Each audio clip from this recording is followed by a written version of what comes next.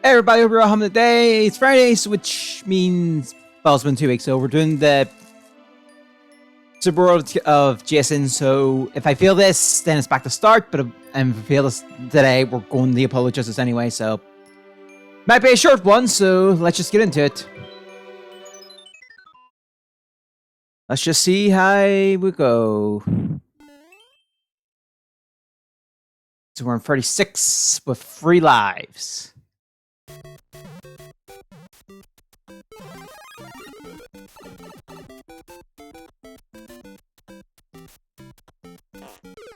Never, we're on 2 now. We'll just run.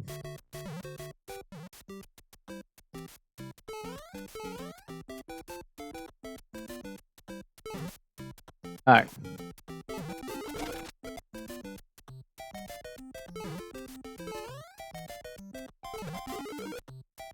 Gonna play this a little safe.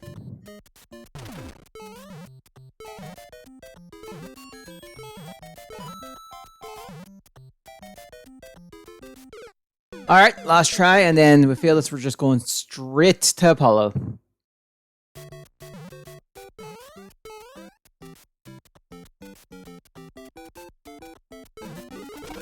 Alright.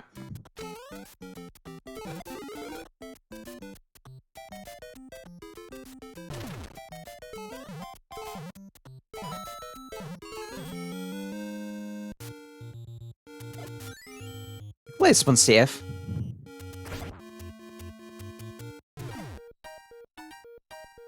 Thank goodness I was walking.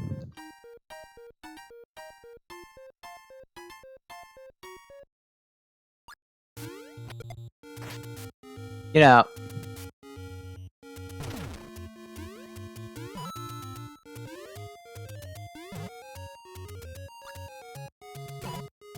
You're just playing all the safest calls now.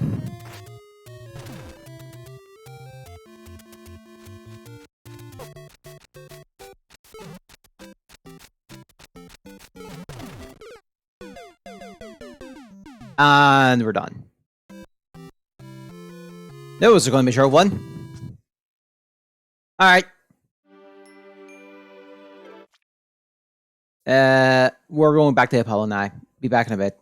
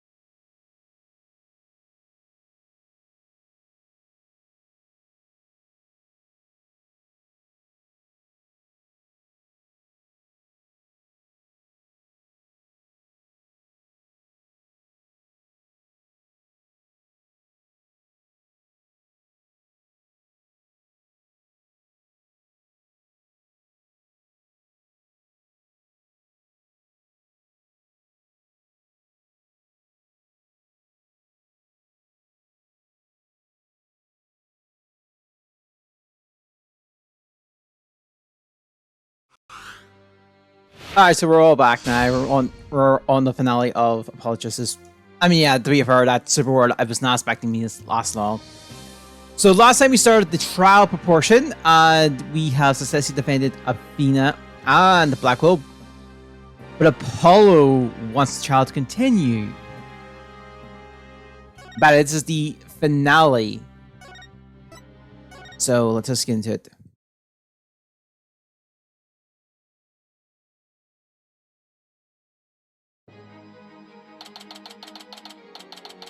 December 20th, District Court, courtroom number 4.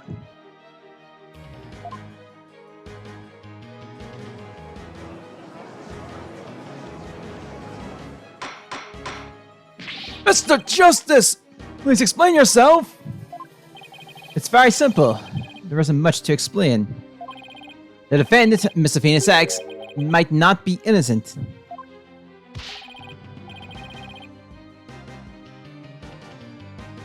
What are you talking about? The case from 7 years ago has just been settled.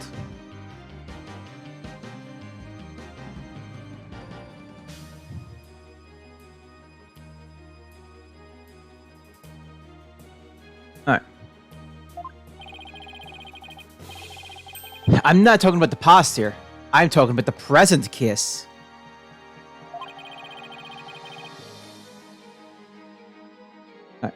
Yeah, no, sorry about that, like I've already said the game, so. It's still not clear who killed Clay Tehran. Apollo, why would you... Miss X, please listen quietly to what I have to say. What in the world is Apollo trying to do?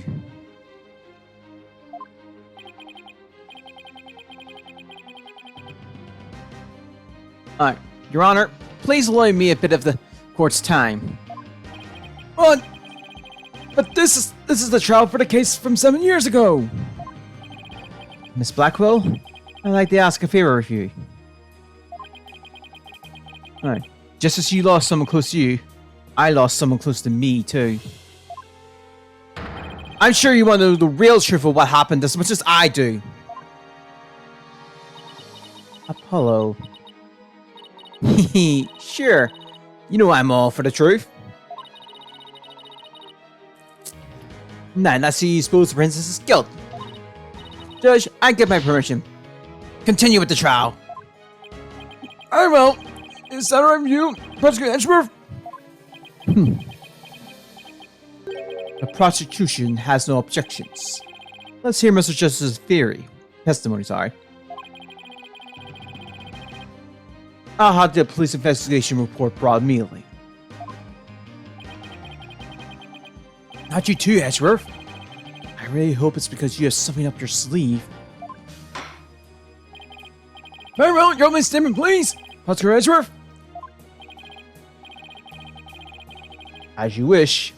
Let's review the case of the Mr. Clay Tehran. It was made clear in the previous trial that Solomon Starbuck was not his killer. Therefore, the true culprit was someone else. On that day, the culprit waited for the astronaut in boarding launch 1. When the two men made their escape from the Space Museum, the killer attacked Mr. Terrain with the same type of knife they used 7 years ago.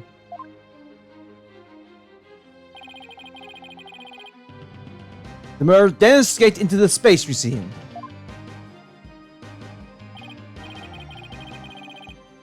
Next, Director Yuri Cosmo switched the launch pads.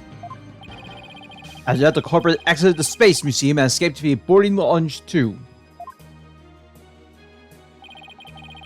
Therefore, this trial must make clear who Mr. Terrain's true killer was. In other words, we must discuss who it was that escaped through the Space Museum that day. Thank you, Prosecution Edgeworth. Mr. Wright, is the defense ready? Yes, Your Honor.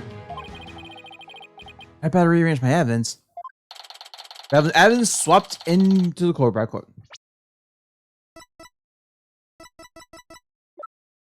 Oh, these are back now.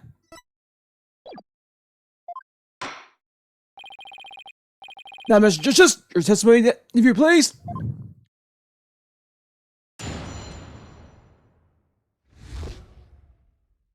Uphold Justice accusation. I suspect Miss Sykes of the murder of Clay Tehran. My growing suspicions were confirmed when this incriminating evidence presented itself. In addition, she was the only one who could have utilized the launch pad switch to escape. That's why I immediately indicted Miss Sykes on the charge of murder.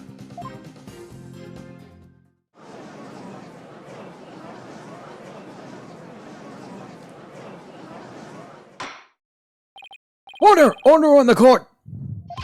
Is it justice? You realize you were charging your own co-worker with murder, don't you? Yes, Your Honor. Because that is the conclusion my investigation has led me to. But Apollo, why? How could you suspect me too?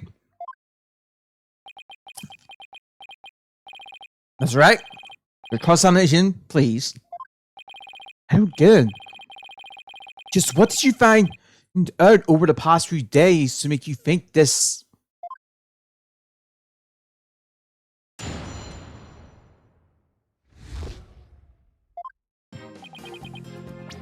Alright.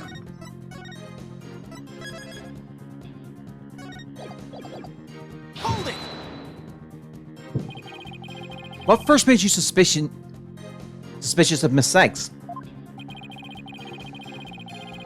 It all started when Miss Sykes and I were investigating the crime scene.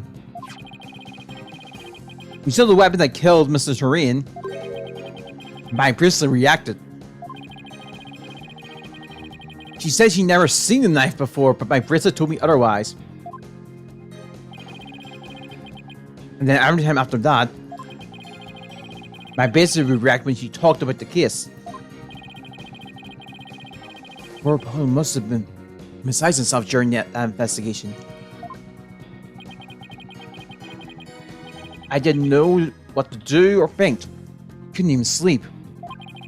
In that condition, I knew I wouldn't be any good in court. So I decided to wear an eye patch, so I wouldn't be able to perceive any of her tales. So that's why Apollo was acting so strangely. But the reason Miss Sykes unconsciously reacted to the knife that way is because she stabbed her mother's murderer with one identical to it 7 years ago. Objection! But that knife was also the murder weapon that was used to kill Clay Tehran. My priest could have also reacted to her because she knew she was the killer too. I guess he has a point. But my brother wasn't the only reason I became suspicious of her. Hold it! This is the lighter that was found in the Space Museum with her fingers on it, right? Even if it seems decisive, sir, there must have been other facts we don't know about yet. If that's so, go ahead and prove it then. Look, honestly, I don't want to believe it's true either, but Miss Sykes was the only one who was in the Space Museum at the time of the murder. But Mr. Justice, Miss Sykes had absolutely no motive to kill Mr. Turin. Objection! 7 years ago, Miss Sykes lived at this Cosmos Space Center. It wouldn't be strange if she had some kind of connection to him. Besides, people sometimes kill for motives we can't even imagine. I know you've seen plenty of cases like that in your own career, Mr. Wright. I still can't believe this. How can you actually suspect Athena, Apollo? Hold it! Isn't it possible that somebody else used that same escape route? I'm afraid not, Mr. Wright. Why not? We called there as a security camera in boarding lounge 1 aimed at the launch pad door. It's the camera that captures Mr. Turin and Mr. Starbuck. There's also another camera in boarding lounge 2. It recorded Mr. Train's killer, or rather, Miss Sykes, coming out of the Space Museum. Camera in boarding lounge too. First I've heard of it. But it makes sense. Athena says she has snuck into the Space Museum the night before the incident. And then was overcome and passed out until noon the next day. I was out until the noon of the next day. I don't even know about the explosions. I didn't even know about the explosions. And nobody was around. So I went out into boarding lounge too. That must have been when the camera captured her. And that's what made Apollo suspect her even more. But wait a minute. In that case, it's most likely to record the true culprit as well. Objection! That's a negative on that one too, Mr. Wright. In the first second after the incident, Miss Sykes is the only one who appears. What? Why?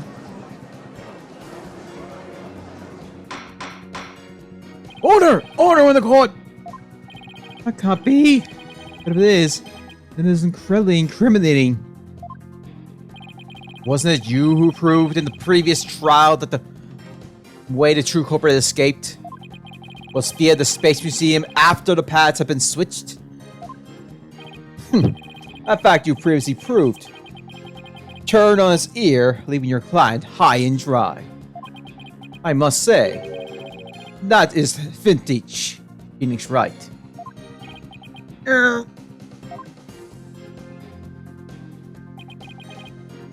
it!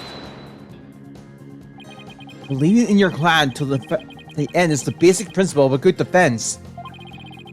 Shouldn't you extend the same principle to your own co-worker? You're probably right. Maybe I'm not even fit to be a lawyer.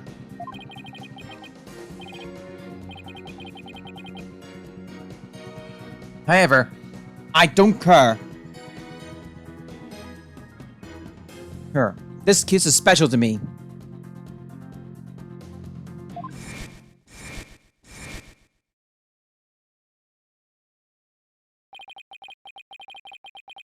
Clay was my friend. And that's why I just have to know the truth.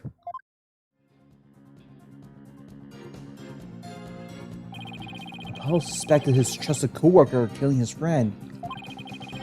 Instead, so he investigated on his own. That only led to more doubts. Apollo must have been really struggling with this. Apollo may have doubts, but I'll say it again. Miss Sykes isn't the murderer. And I have only one thing to say. Evidence is everything in court. Well, Mr. Wright, I think you can concentrate proof to knock down my argument. Your argument has been made very clear, Mr. Has been very clear, Mr. Justice. And your facts appear to be indisputable. Well, Mr. Wright, what do you think of my theory?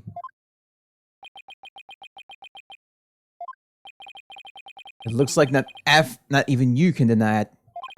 Miss Sykes was the only one who used the only possible escape route.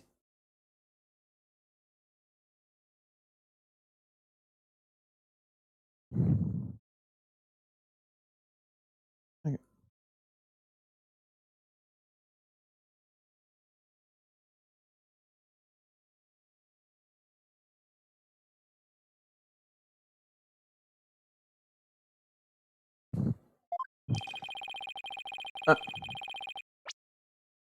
It's like the only one who could use. Under these circumstances, there can be no other suspect but the defense.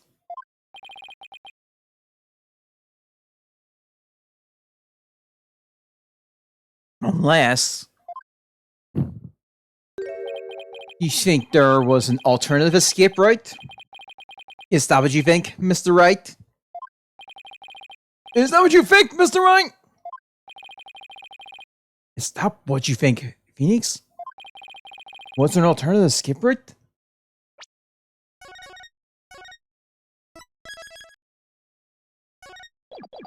Of course. Yes, of course there must have been. Just don't ask me what. You're just bluffing again, aren't you? Me? Bluff? No way.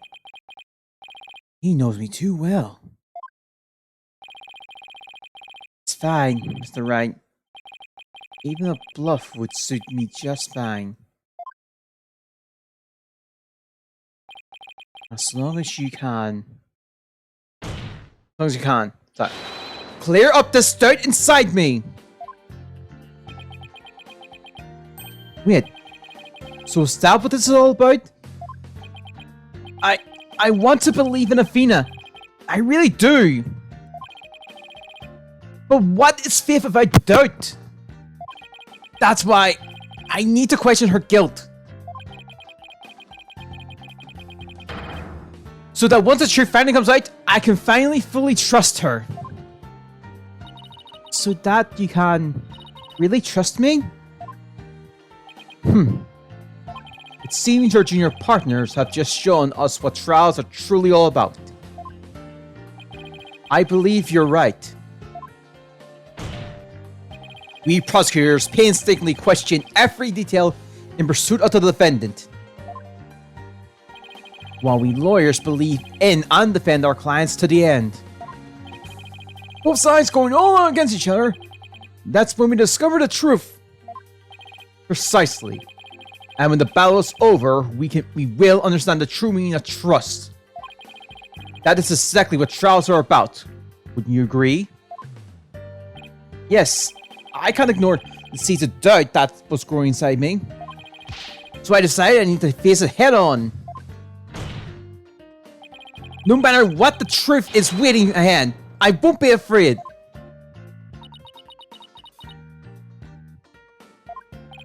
That's so like Apollo. Always uber earnest about things like this. Mr. Justice, I vow to dispel every last bit of doubt in your heart. Good. Because I want to believe in Miss Sykes again. You're really hoping there was an alternative route, aren't you, Apollo? If I use the process of elimination, there really aren't many possibilities. Director Cosmos was the southern exit, leaving only the control room and the corridor to the Space Museum. Which door could the culprit have escaped through? Oh, Mr. Wright, what do you think where do you think the culprit escaped to?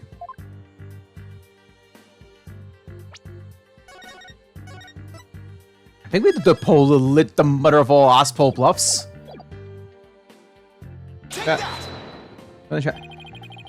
If they really could only escape to the corridor to the Space Museum, all they had to do was use the unconscious Mr. Starbuck's prince to get through the door. Objection! It appears that all you're trying to establish is Miss Sykes' guilt. If the culprit used that route, the only exit would have been into boarding lounge 2. The logical conclusion of your argument is that the killer is none other than the defendant. Knew it. That's the only way it could be, huh? The culprit escaped into the corridor that leads to the Space Museum. And I guess it's true. The only exit would have been through boarding lounge 2. But Miss Sykes was the only person captured by the boarding lounge 2 security camera. I investigated the crime scene thoroughly. But the only place the culprit could have escaped to was the Space Museum corridor. There weren't any other secret corridors or anything. So that leaves us with no other conclusion but to draw. Oh, but that Athena Sykes was the culprit. What could the answer be? There really no other escape route? But, hold on a second. What if...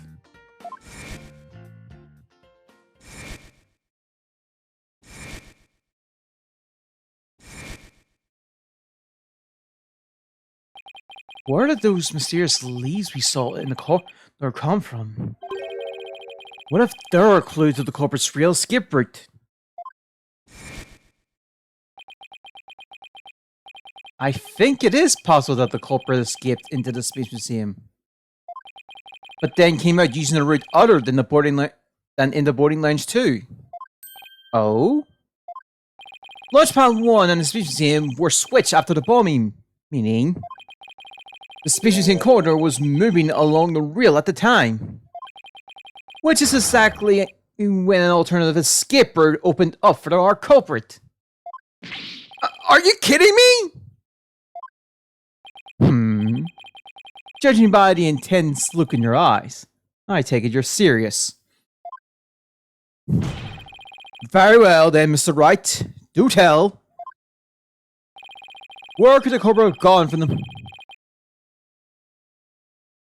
Could have gone from the museum corridor besides boarding lounge 2? I'm saving here because I have to do some tinkering.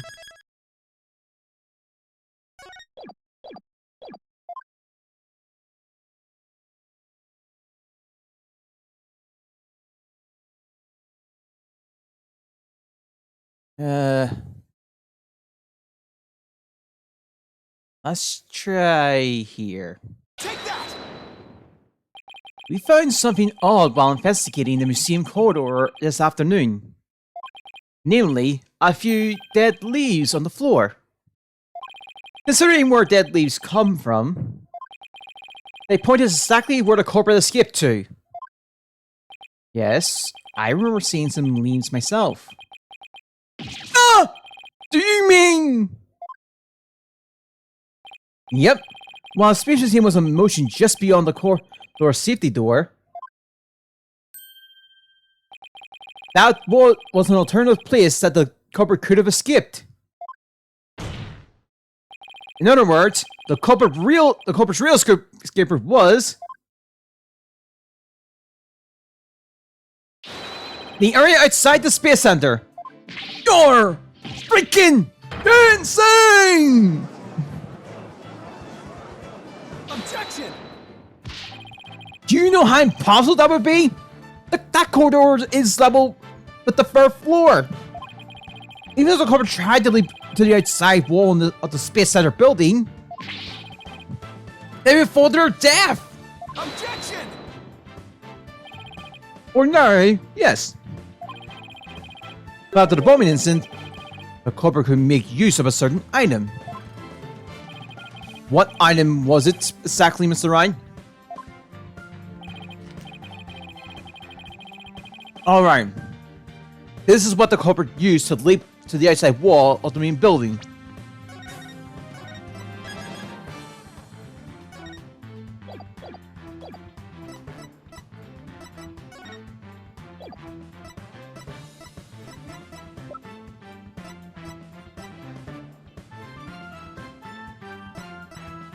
Oh, there's Take that! an emergency ladder. There was an emergency ladder in the fourth floor robotics lab. And it was used that day after the explosions to help evacuate people.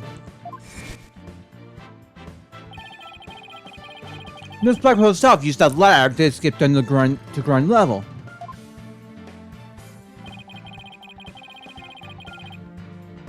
Recall that the launch pads were switched after the ladder was lowered.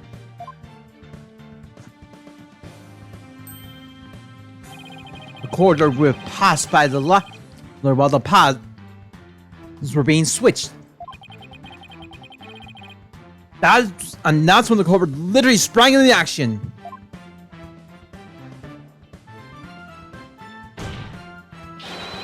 And leapt onto the ladder. What? Who would have imagined?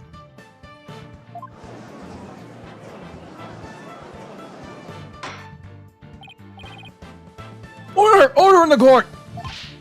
Well, an alternative escape route seems to have emerged. Which means someone other than Miss Sykes could have been the culprit, right? Objection! Making things up on the fly in an attempt to sway the court again. Are we, Mr. Wright?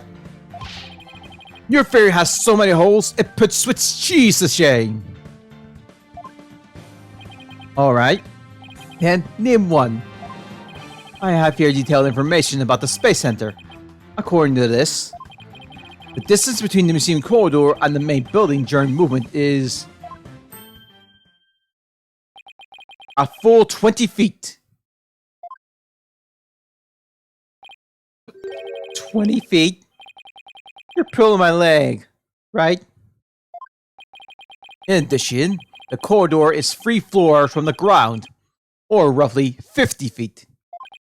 What's more, the culprit will be leaping to a precarious place. An unstable ladder. Human beings feel fear in dangerous situations. It's a basic survival instinct. An ordinary person would certainly hesitate before jumping. Or even freeze in fear and not jump at all. Objection! But the culprit had just murdered someone. They weren't in an ordinary state of mind. Objection! Nevertheless, why would they have taken that kind of risk? They could have waited for the switch to be complete and escaped to boarding lines 2. Objection! Because there was a security camera in boarding lines 2. The culprit knew they'd be recorded if they left the Space Museum that way. Objection! In that case, the culprit could have hidden in the museum until things settled down.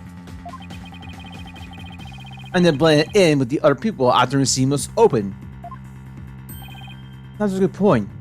Would you claim that, despite all this, the culprit took a 20-foot death-defying leap? And all in the brief moment the corridor and ladder passed by each other? That's almost a good point. They would have needed the running start while the corridor was moving to make that jump. The time was off, or they couldn't jump far enough. It would have been instant death. What kind of person would attempt something like that? Stop bringing up good points, Edgeworth. This true culprit of yours is nothing but a figment of your imagination. Why do you always have to point at every flaw? Mr. Edgeworth's right. That does sound pretty insane. The culprit would have to be someone who feels no fear, like a stuntman. Everyone feels fear on some level, right? Wait a minute. Aha! I got it this time.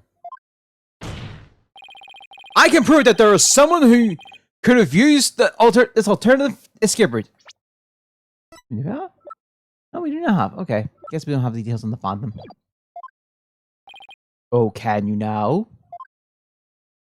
This proves the possibility of a person who could have used this alternative escape route.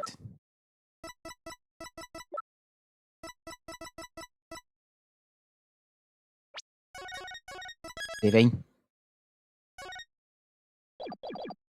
Take that! What's that, Mr. Wright? This is a certain person's very special psych profile. The subject doesn't express feelings like normal people do. In other words, this person doesn't feel happiness, sadness, or fear. Doesn't feel fear? Right! You can't be serious! Without the constraint of fear, he could easily do what an ordinary person wouldn't dare! Just as you or I could do a broad jump on the ground without the slightest fear,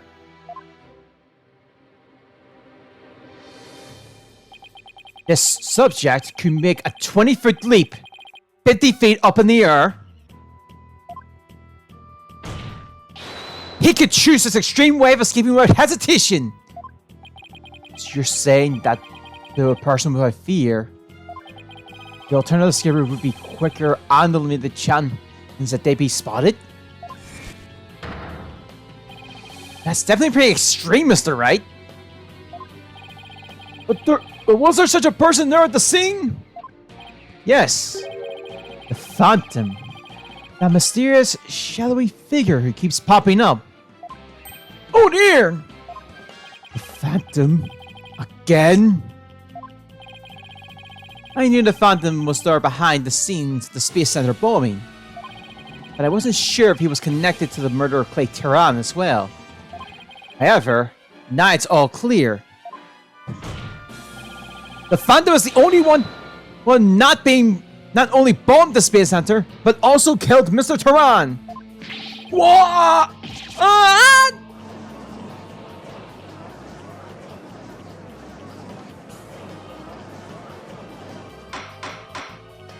Order in the court! What do I say? Mr. Wright, please continue.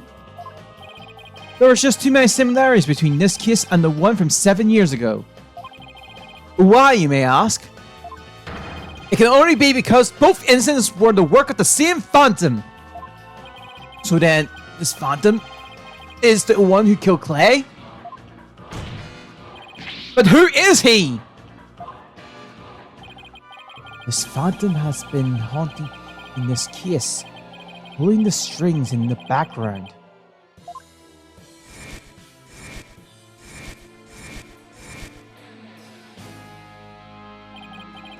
Who could this unidentified international spy be? Right. This escaper must have been a part of the Phantom's plan from the start. As was tricking Director Cosmos into switching the launch pads. The bomb on the second floor was meant to make the elevators and stairs unusable. That's why he gave advance warning and planted the bomb where he did. Yes, I think you're right. But it doesn't explain this one last thing. So I lowered my emergency ladder like the detective leading the evacuation told me to. It was such a pain. Why couldn't they have used the ladders in the other room? The robotics lab wasn't the only room with an emergency ladder. But he couldn't have made that leap unless he was certain which one it would be. You mean the Phantom must be someone who knew that particular ladder was going to be used? That's right. Who could it be? Wait a minute. So I lowered my emergency ladder, like the detective leading the evacuation told me to.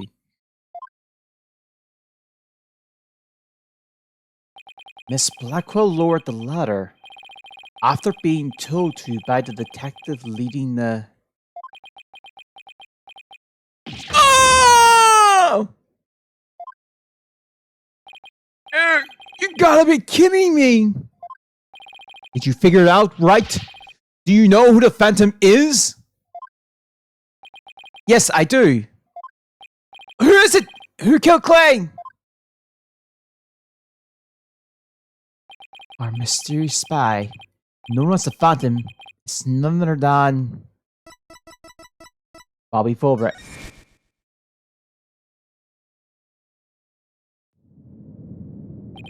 After the explosions, a member of the staff crossed paths with a certain detective.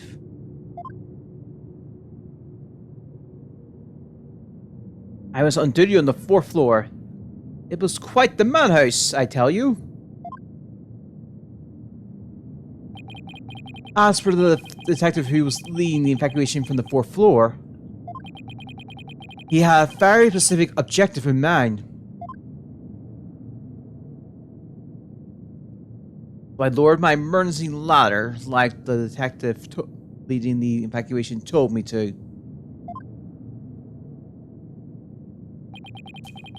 His objective was to secure his own escape route. We lowered our emergency ladder from a 4th floor window and escaped that way. Once everyone else got out safely, I made my way down too. and head to the shelter.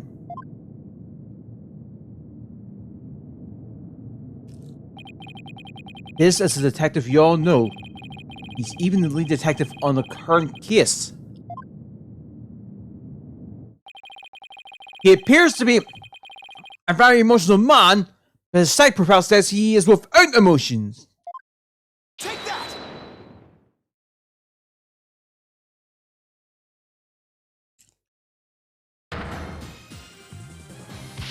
What are you saying? You mean the Phantom is Detective Bobby Fulbright? Exactly. We're all taken in by his fake persona. Detective Fulbright's real identity is the Phantom.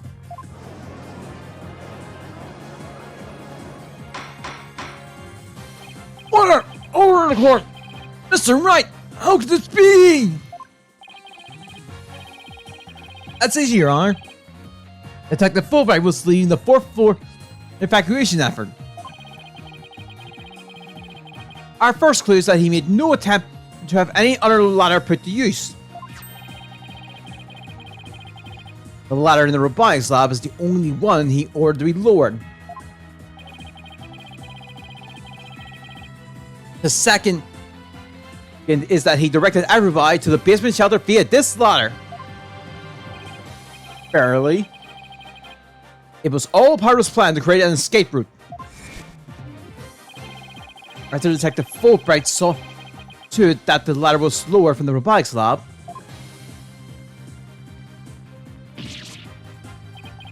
he went to the lounge where he killed Clay Turan and escaped into the Space Museum.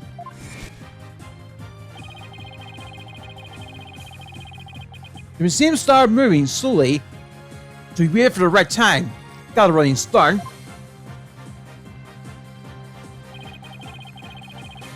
And just as the corridor was passing the ladder, he leapt onto it. I don't believe it. That Adolapet detective did all that? Was it really him?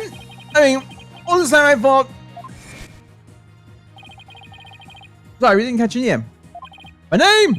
I'm Bobby Fulbright. A heroic detective who defends our good citizens from evil. That shall be a justice who comes running whenever you're in need. My catchphrase? It's in justice we trust. Then his concern with saying was also all just one big act. I swore to reform Prosecutor Blackwell and make him a valued member of society again. But I couldn't just sit by and watch him give in to his emotions and tear the defense apart.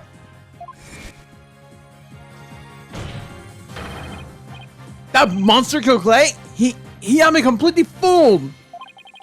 Come to think of it, he was the one who brought that bloodstained line to the court too. The scumbag even made me turn on Athena. Damn it! How the hell did I fall for all of that? For him to have wormed his way into the police department as well. Your Honor, the defense demands the question Detective Bobby Fulbright. Yes, I agree. We need to hear from him right away. The court will take a short recess, and then Detective Fulbright will take the stand.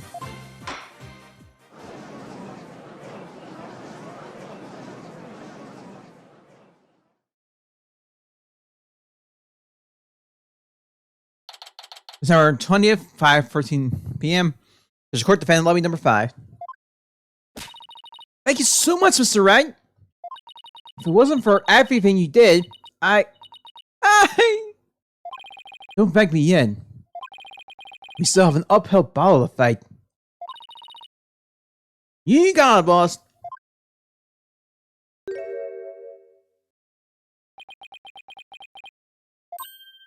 Apollo?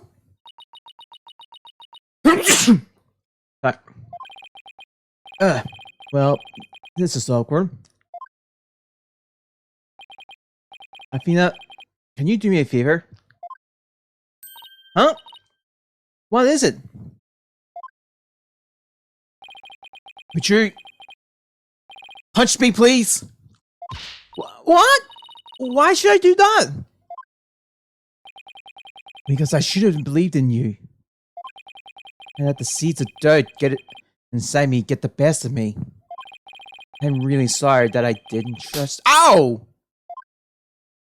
Don't be such a dope! I was really touched by what you did! Huh?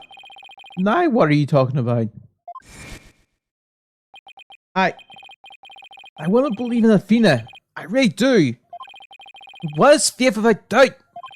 That's why I need to question her guilt. So that once the truth finally comes out, I can fully trust her.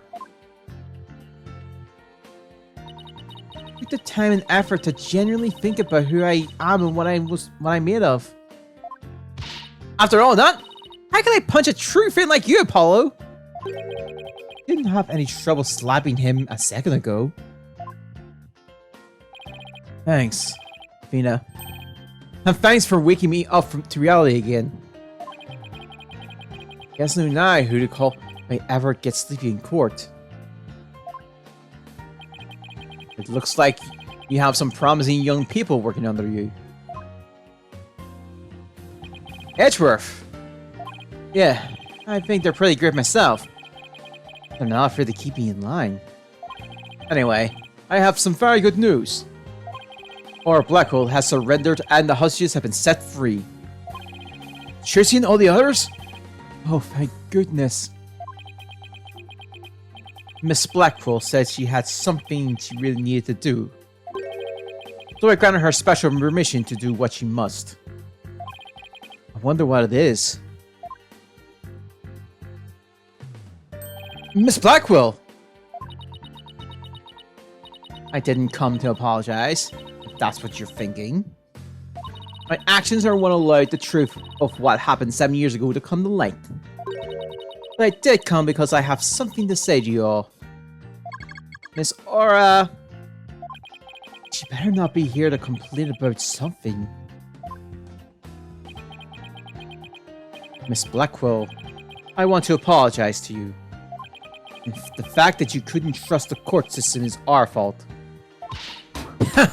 Yes, it's true the courts are filled with incompetent idiots. Still, I suppose I could let you handle the rest of this case for me. Oh, Miss Aura! Does that mean you're starting to trust the system again? No, of course not! Be quiet, you piece of... Be quiet, hunk of junk. It's just... I wouldn't mind if you were the ones who took Menace's killer down. Leave it to us. We'll get him. So I guess that means she's starting to trust us, at least. Aura. Simon, I'm so glad both you and the princess were cleared of all suspicions. And it's all thanks to me and my robots. You better be grateful. I never imagined you would go that far. No, you always were extreme. But I don't recall ever requesting your help. As close as ever, I see. Well, now that you've been released, I guess it's my turn to go live in the slumber. I just hope you're not the prosecutor for my trial. You probably give me the death penalty. You know me all too well.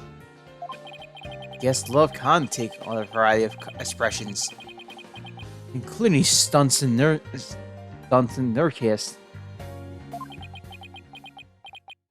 But I truly was about to be executed tomorrow. No, because of you, it looks like I won't be crossing the sticks just yet.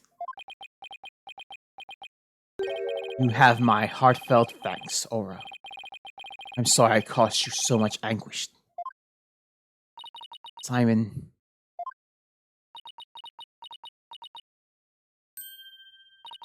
Sniffle.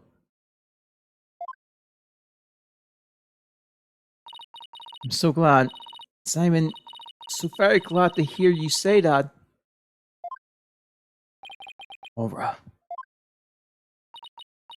Alright, that's enough of that. Bailiff, take me to the detention center. What Miss Blackwell did was inexcusable. But it's clear she did it out of love for her brother.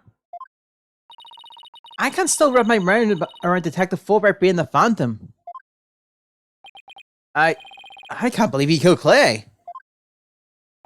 Right, and murdered my mentor, which brought great disaster upon little Athena. Chief Prosecutor. Yes. I would ask a favor. Would you allow me to stand at the prosecutor's bench for this trial? I wish to claim the Phantom's head by my own hand. That was my plan all along. After all, it's highly unconventional for a man of my position to stand in court.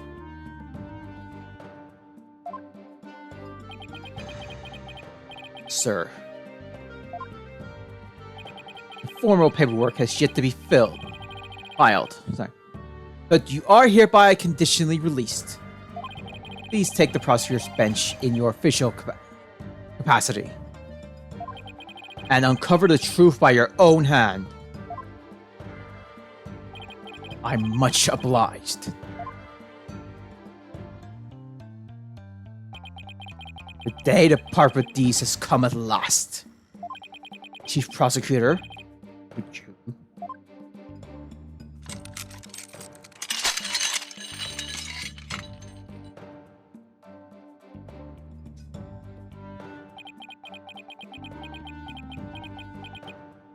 How long have I waited? Maybe it's the sense of freedom. But even the air seems fresher. The light, breathe brighter. And I will relish slashing that blackguard Fulbright to shreds without mercy. I don't have to be able to read his heart to see how happy he is. I'm so glad, but I won't cry just yet. After all, we still got a trial to finish. It's okay to cry, Athena. I promise. Prosecutor Blackwell? Mr. Wright? Please avenge Clay's death for me. What are you talking about, Apollo? You're coming to the defense bench with me. What? I am? Well, I can't expect Athena to assist me not, can I? She's the defendant. That leaves you, Apollo. But, are you sure you want me? I took a leave of absence and everything. Well, our office is pretty short-handed. And you're all I've got. Thank you, Mr. Wright. Apollo? Tina, I can say with all my heart now. I can say with all my heart now. I believe in your complete innocence.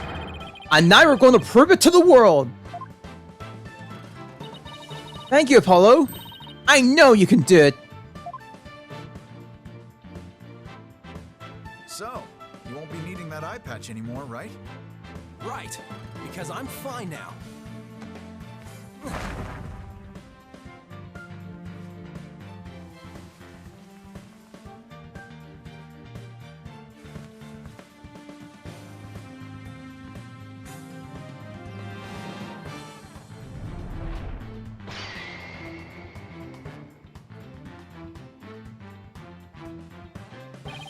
Now this is the Apollo I know.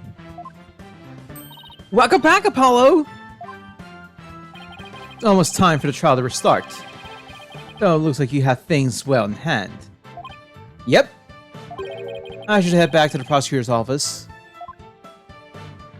But why? I want to look into a few things. Namely, the first people on the scene 7 years ago. Facial data recognized by the robot, and Detective Fulbright's background. Sounds great, Ashworth. Thanks. I expect to be repaid with a victory, right? Now, if you excuse me. Okay, you two all set to go? You bet I am. Let's do this! I'm Blackwell just already left. This is it. The final battle.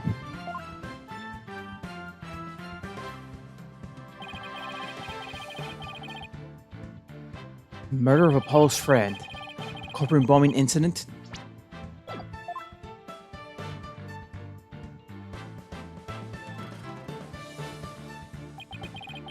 And the case that ushered in the dark age of the law 7 years ago.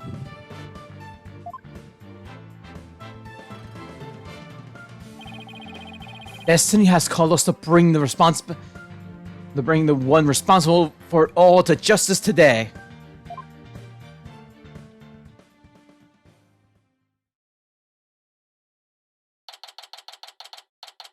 December 20th, 5:27 p.m. District Court, Corporate number 4.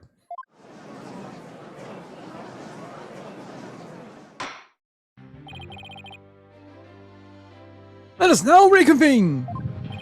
The defense is ready, Your Honor. The prosecution has never been more ready. You know, this is the first time we've been at the defense bench together since I debuted. Now that you mention it, though back then, I thought you were more loyal than you were reliable. You've really come a long way since then, Apollo. You've grown a lot. Well, there has been some hiccups, but I've guessed I've done pretty well. He's still got that ego of his, though. Oscar Blackwell! With the 7-year mistake now resolved, you can finally take your rightful place! Yes! I guess we can keep the chit-chat for later. Bailiff! Please bring in the witness immediately! Even with those handcuffs off, Oscar Blackwell seems to be pretty much to see him. 7 years of grumpiness doesn't go away so easily, I guess.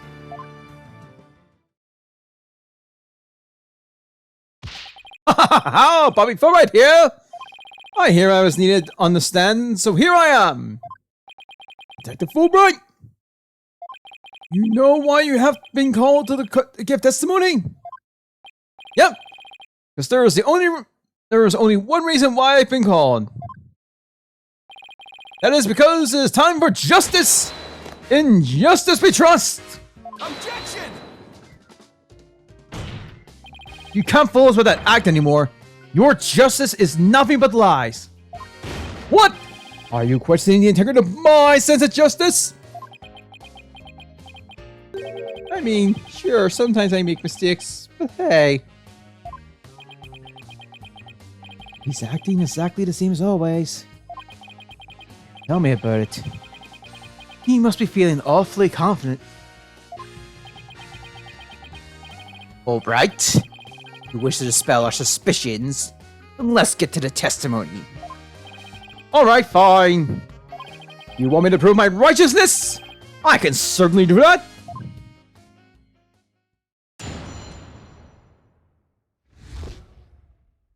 The embodiment of justice. I am the very embodiment of justice itself! I won't have you make me into a villain with your far-fetched arguments! And this bit about the escape route is only a theory!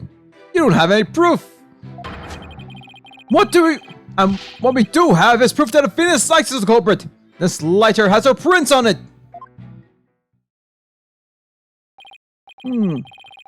You're saying the suspicion against you are completely false? And the defendant is the real culprit? That's right! Mr. Lord's escape route is totally circumstantial! He doesn't have any proof that I made a big leap onto the ladder! We don't have proof. You are correct about that. However, you don't have any proof for your claim either. Yeah, I guess you're right. But you can't define justice with evidence! Who can define it anyway? Justice just is! Objection! Don't make me break out a dictionary on you! No! Please, don't throw the book at me! The Thunder didn't just make me set up a stupid pun for him. Let's just try not to lose focus, alright? But my justice is crystal clear! What's not clear are your eyes! Wake up and smell the justice! Silence.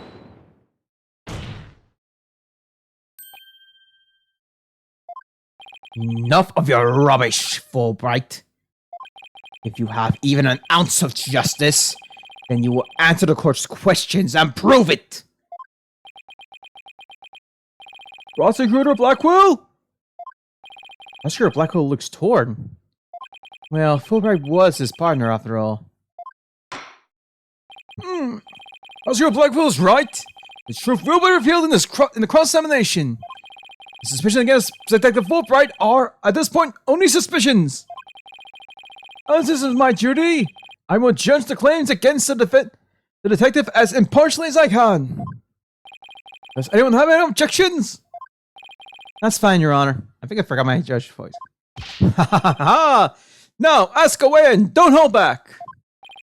Well, there doesn't appear any objections. Very well, it's alright. You may begin your cross-examination.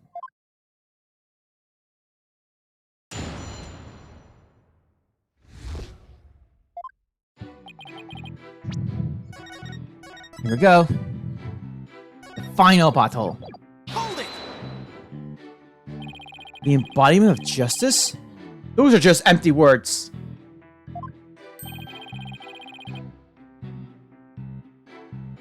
But they say if you keep saying something, it can eventually become the truth.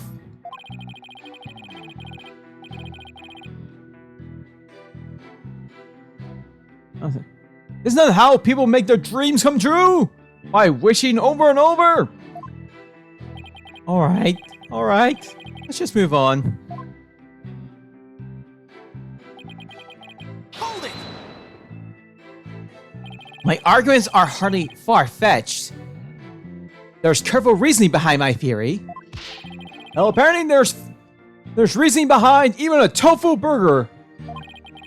But what we have against Miss Sykes, though, is not just reasoning, but solid evidence. And it's called the lighter, with Miss Sykes' fingerprints on it and the victim's blood. Yes, that's true, but... Wait. Detective Fulbright was the one who brought that evidence to the trial.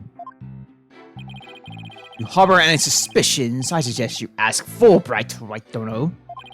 Especially about that lighter. Right. What exactly should I ask about? Ask for the position. Please tell the court about the position of the prints on the lighter. They're on the same spots on either side, as they would be if she was holding it up. I suppose if it was used to light the room, it would be held that way. Would you please add that statement to your testimony? Prints were placed just as the way if anyone were holding it lit. Hold it! Yes, Miss Blackwell did mention she saw a lit lighter being hit out. Oh. Yep, meaning the person Miss Blackwell saw was the owner of the fingerprints. It just strengthens the argument against Miss Sykes. This line of question is going to get me it's going to get me anywhere except conviction land. Should I ask him something else? Should I ask? So how many prints were found exactly? 3. The thumb, index finger, and the middle finger of the right hand. Your Honor, this is an important statement. Can we please have it? What happened to my testimony? You got it. He beat me to it. Ha ha ha. The investigation or testifying. Speed is the key. 3 prints were on the layer. The thumb, the index and middle finger of the right hand. Hold it! So 3 prints from the right hand were found on the letter, huh? Are you certain of this? I stake my life on it. That's right. Isn't it odd he's saying the prints are from Athena's right hand? Why would you say that? Well, think about it for a sec. Athena always wears that glove on her right hand, right? So there's no way she'd leave prints on those 3 fingers from her right hand. Hey, great point. Why didn't I catch that one? Detective Fulbright, I'm sure you've heard our discussion just now about how Miss Sykes always wears a glove on her right hand. Well, I have one thing to say to that. Do you have any evidence that she was wearing that glove at the time of the incident? I guess we don't. You want to prove the defendant's innocence? You have to ask better questions than that. Like I need a lecture from you, Smouse McGoo. We'll just press on like this. Let's proceed with your testimony, shall we? Certainly, certainly. The statement that was added, I'm not sure if it's relevant or not. Well, at least he seems willing to answer our questions. Let's keep asking about the different things and see if we can uncover an inconsistency. The Fulbright is a tougher adversary than I thought.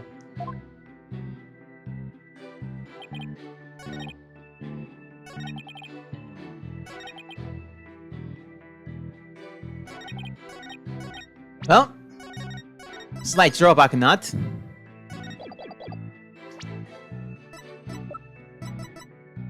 Objection! Horace stated it was on the lighter was on his left hand. Their left hand. You stated prints were from the right hand. Is that correct? That's right. Very clear prints. But that just doesn't add up. Huh? What doesn't add up? According to Miss Blackwell, who saw the culprit herself, this person held the lighter in their left hand.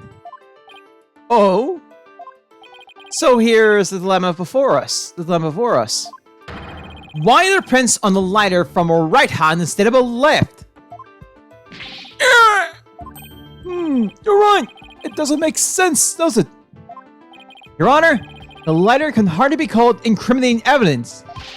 The witness's claim doesn't even hold water. Detective Fulbright, I hope you have a good explanation for this. I can't quite understand it. They're definitely right hand prints. But then, why are they inconsistent with Miss Blackwell's statement? I got it! What have you got, detective? The mirror! The witness must have seen a reflection of the culprit in the mirror! Go on! Miss Blackwell was looking through the window of boarding launch 1, wasn't she? I believe so. If you mean the little window in the back and to the right of the room. That's right! Across the room on the opposite wall is a large mirror. I do remember seeing it. Ah! So are you saying... Yes, the culprit Miss Blackwell saw must have been a reflection of that person in the mirror. I see. In that case, right and left would appear reversed, wouldn't they? Ha ha ha ha! Now do you see? That's the logic of pure justice. Objection! But your argument is only conjecture. You don't have any proof that what Miss Blackwell saw was a reflection. Silence! Right, Dono? You sooner nick yourself than him like that. Put some more muscle into it. Huh? Ha ha ha ha! That's right! Besides, the lighter couldn't have been in the left hand. And why not? Miss Blackwell says she saw the Earth emblem on the lighter, didn't she? The emblem is it's only on one side of the lighter. You're right. There's no emblem on the other side. Exactly. As blank and smooth as the judge's fine scalp. The culprit had held the lighter on the left hand. They would cover the emblem. Uh-oh. What's more, this is the kind of lighter you flick open with your thumb before lighting. If the culprit had held it in their left hand with the emblem out and visible, they wouldn't have been able to open it, let alone light it. But if they held it on the right hand, they could have easily opened it and lighted. This all means that the culprit was definitely holding the lighter in the right hand. Ah! No! Come back! My beautiful contradiction! It appears you planted a flower that bears no fruit. See how it withers before my flower of justice? He's tough. He managed to discredit almost everything I've proven up to this point. Injustice we trust! Now do you see? I'm not this phantom you've been talking about? I mean, are you sure there's really a spy? I bet they're just a figment of your imagination! It's so sad! Very sad! But I'm afraid Miss Sykes is the culprit. Hold it! Detective Fulbright? I believe you said that the emblem is only on one side of the letter. Are you sure about that? Of course I'm sure. Why don't you take a look for yourself and see? Do you see an Earth emblem on both sides of the letter?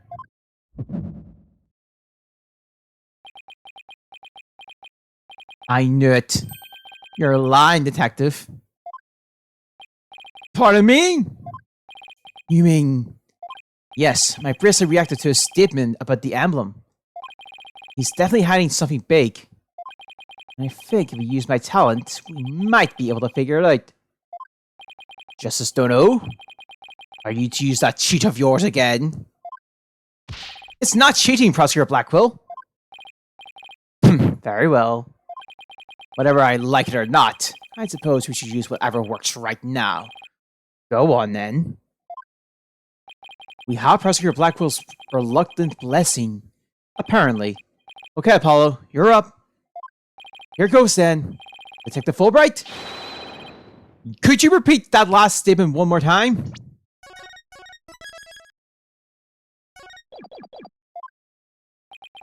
What in the world are you up to? Alright, fine. I'll say it as many times as you like. Listen carefully.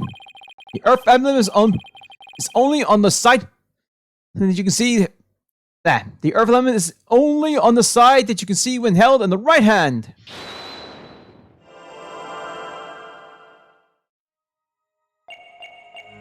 Check that fingers. Stuff. We'll see the obvious stuff first, like cons and stuff. We'll check hand by hand.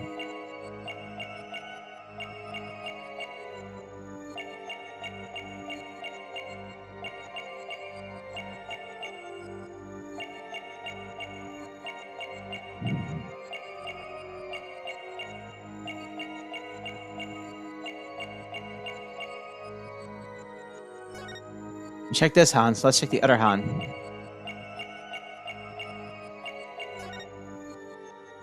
The thumb! It was the left thumb! Detective Fulbright, you might not be aware of it yourself, but whenever you say the phrase, the Earth emblem, your left thumb moves. In fact, it appears as though you're running it along the edge of your holster. Mr. Lawyer, I don't have the foggiest notion of what you're talking about. Be it as that may, I know it has something to do with the lighter. Let me examine it. But why? You're not making any sense. You can't just... Silence. Be still and do as you're told, Fulbright. If you have nothing to hide, you shouldn't mind having them. You shouldn't mind them having a look-see, should you? What? Not you too, Prosecutor Blackwell. I'm not sure what this is all about, but if Prosecutor Blackwell insists, it must be something important. I will allow the defense to examine the lighter. Good. Now maybe we can learn something new. I hope so. Alright, let's check every inch of this thing.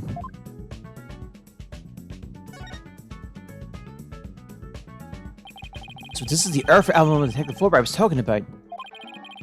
Do you see anything noteworthy? Huh?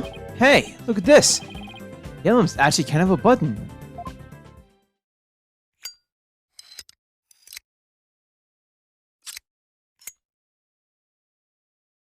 a lighter gun? Wow, it transformed into something. A handle, a trigger. Is this what I think it is?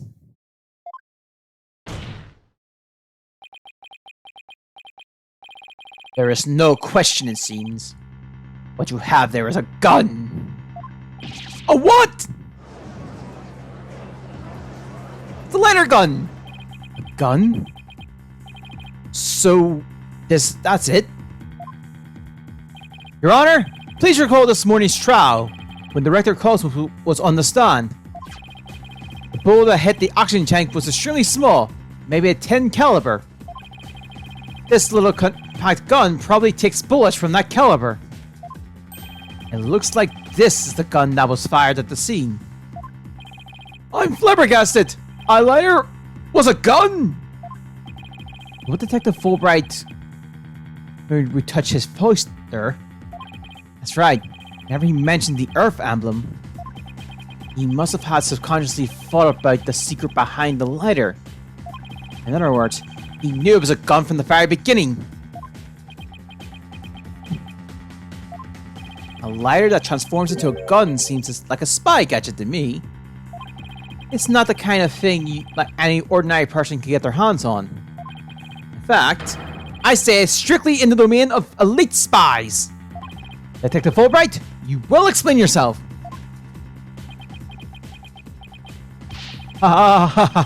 There's nothing for me to explain. I don't know. No, the lighter could transform. I mean, it was found in the Space Museum and then I brought it straight in. I didn't even have time to check it out. Objection! Whenever you mention the Earth emblem, you touched your hoister.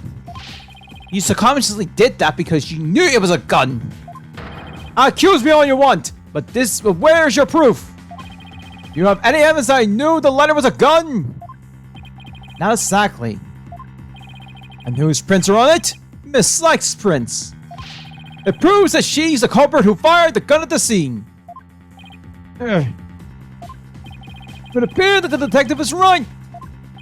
Are you guys really trying to prove your client innocent or what? Although it pains me to do this, now that we are where we're at, I have to make the following assertions coming from the prosecution side. The person who fired the gun at Director Cosmos in the lounge after the incident, and the person Miss Blackwell was saw holding the lighter, and the person who murdered Mr. Terrain, and the person who bombed the Space Center, are all the defendant, Athena Sykes. The prints and the lighter are decisive proof. Oh! Ha! Now you see, a man on the side of justice couldn't possibly be the culprit. And I think this about sums up Miss Sykes' part of the whole affair. The evidence certainly does seem to point to the defendant's guilt. You have anything to say, Prosecutor Blackwell? Evidence is everything in court. Therefore, Fulbright's claim stands firm. But, calm down, Apollo. He's just saying that because he has to as a prosecutor. As a lawyer, our job is to pursue criminals in the name of justice. You shouldn't cast suspicions on people based on something as dubious as a habit. In fact, you have a bad habit of showing up in court with an awful case of bedhead. Objection! Says the man who wears sunglasses at night. If it's proof you want, it's proof you'll get. I'll prove this. I'll prove that this lighter is not Miss Sykes, but yours. Sounds like you've hit on Apollo. It's just that the prints on the lighter are based on accusing Athena. I think we should reconsider the credibility of the evidence itself. Daving, you mean you think this letter might be forged evidence? That's right. It could all be part of Fulbright's bigger plot. Did he do anything out of the ordinary while I was off on my own? I can definitely think of a few things. It is indeed! Have a look at this! What's this? A lighter! Detective, we'd like to run a comparison on some prints we found in the boarding lodge. Oh yes, I just happen to have compiled the print data of everyone related to this case. I can always make another copy for myself, so it's all yours. Consider it a gift. We assumed he's been laying a big trap for us all along. There's gotta be something off about this piece of evidence. What's wrong with the lighter as... We're gonna save. What's wrong with the lighter as a piece of evidence?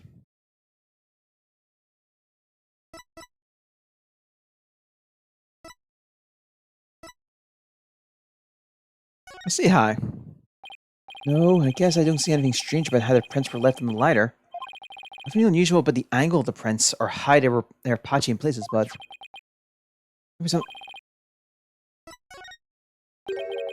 Are they really Athena's fingerprints? Oh yeah, fingerprints. They definitely match her print data. What about the data itself? Detective Fulbright? You were the one who provided us with the lighter and print data. Isn't that correct? Yes? What about it? You said Miss Sykes' prints matched the prints data. But I have to wonder, was the data you used official? Mr. Wright, are you suggesting that the evidence might have been fabricated? I guess there's only one way to find out. Let's re-examine the prints. Using the official sanctioned print data of the people involved in this case. What? You dare insult the epitome of justice and integrity? There's no need for such antics! Silence. Your Honor, I lend my voice to defense request. You must allow the test to be rerun. Very well then, bailiff!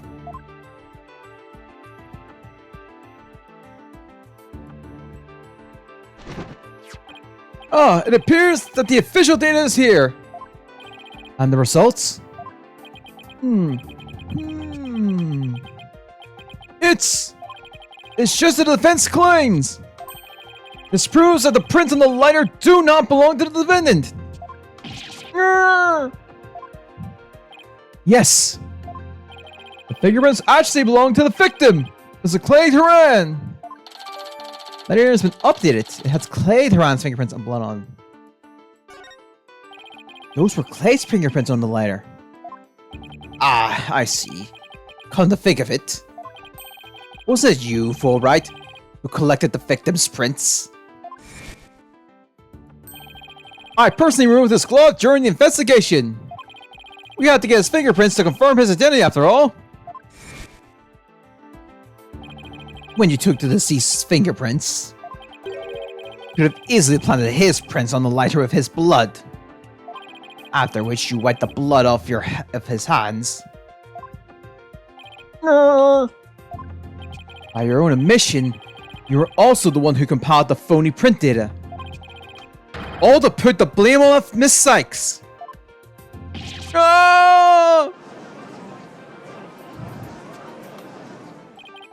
This ploy must have been to distract us from the Phantom who was behind everything. You were out to create the impression that the Phantom wasn't the true culprit. But does this mean Detective Fulbright really is the Phantom? Remember the killer's escape route?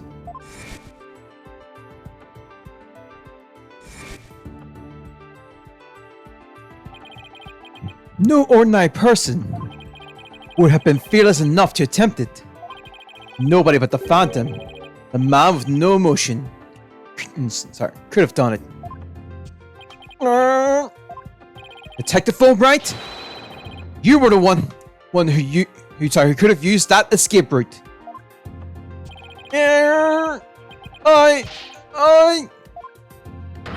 Alright. Are you really the Phantom?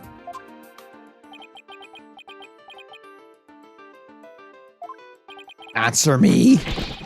Or so help me, I will slash you to tiny slivers where you stand. Ah! Alright, I'll talk. I confess. I'm not the Phantom. Silence. It's all over. Now be a man and admit it already. But I'm not a spy. I'm an undercover investigator. I've actually been after the Phantom myself. An undercover investigator? That sounds less wholesome to me. A person who hides his identity and secretly investigates in order to uncover information. And that's what you are, Fulbright. That's right. I was working to track down the Phantom. But sadly, even though I was supposed to catch the spy ended up catching me. He took my family hostage and forced me to cooperate with him. What? Objection! Your Thanos is nigh? But if what you say is true, then who was the mysterious person Miss Blackwell and Mr. Starbucks stole? It was the Phantom, I tell you! All I did was help him by having the emergency ladder lower for him. Objection! I don't believe you. Then how do you explain the fabricated lighter? That was also one of the Phantom's demands. Being the the detective in charge of the case, it was easy for me to fabricate evidence. Pinning the crime on the thing sites was just another one of the Phantom's orders. And you expect me to bite on? Alright. What was the Phantom's ultimate objective? I was told that it was to sabotage the rocket launch. Someone who didn't want the launch to happen must have given him the order. Actually, I have to apologize to you too. The Phantom told me to get close to you. He ordered me to get back the psych profile you have on him. So he sent a buzzard of his own to tell me this past year, did he? I haven't been a champion of justice. I've just been a pawn of evil. A pawn of the Phantom who stole the moon rock and killed Dr. Sykes 7 years ago. Enough, Fulbright. Just tell us the Phantom's true identity. I don't know. He was very careful to hide it. He has top secret information for all kinds of corporations and countries. So there's a number of organizations that want him dead. If people believe I was the Phantom, I could be killed on the spot. Why, I bet even now. There's an assassin lurking nearby. This case is about the Phantom after all. With the ceiling blown off, I suppose you are vulnerable to a sniper shot in this courtroom. Just 2 seconds ago, Wilbur was treating Athena like a criminal. Does he really think he's going to lie his way out of it now? But on the surface, everything does seem to make sense. This could be Bama's right. We can't find a flaw in its logic. That's right. After we've come all this way, we can't let Fulbright break out free now. There, I finally told the truth. Now I hope you see how foolish it was to think I was the Phantom.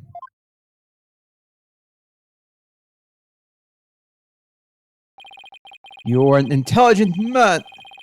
And Prosecutor Blackwell, you believe me, right? I believe you. I don't think you're the Phantom. What? How can you say that, Prosecutor Blackwell? It's obvious he's the Phantom. Silence. Evidence is everything, right, Dono? And you must admit there's no clear evidence that Fulbright is the Phantom. Yes, as I recall, the only solid proof we've seen up to this point is the fact that Detective Fulbright fabricated evidence. But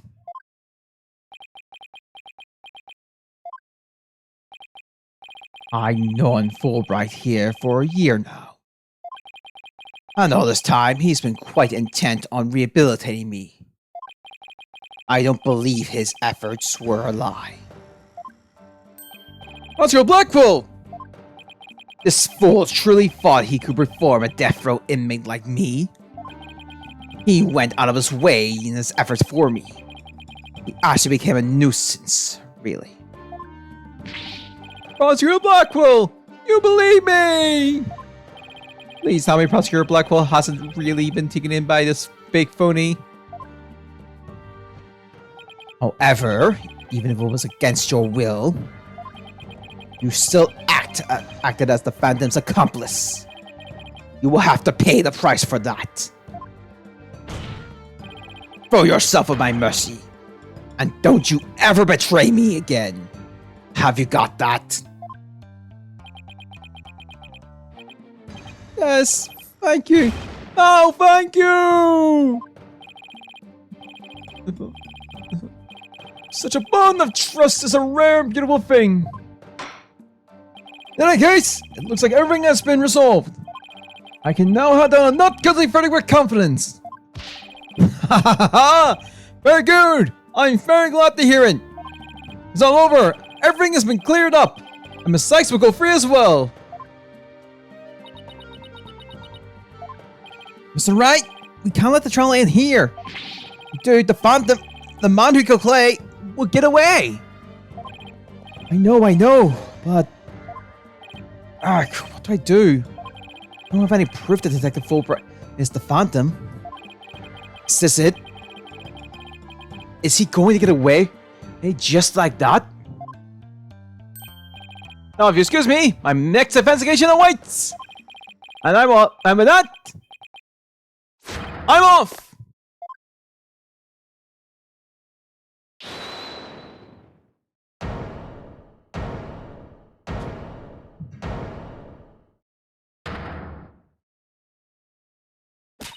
The defense? No, wait. Not the defense. The defendant feels like it's not time for a verdict yet. I would like to see this trial continue. What?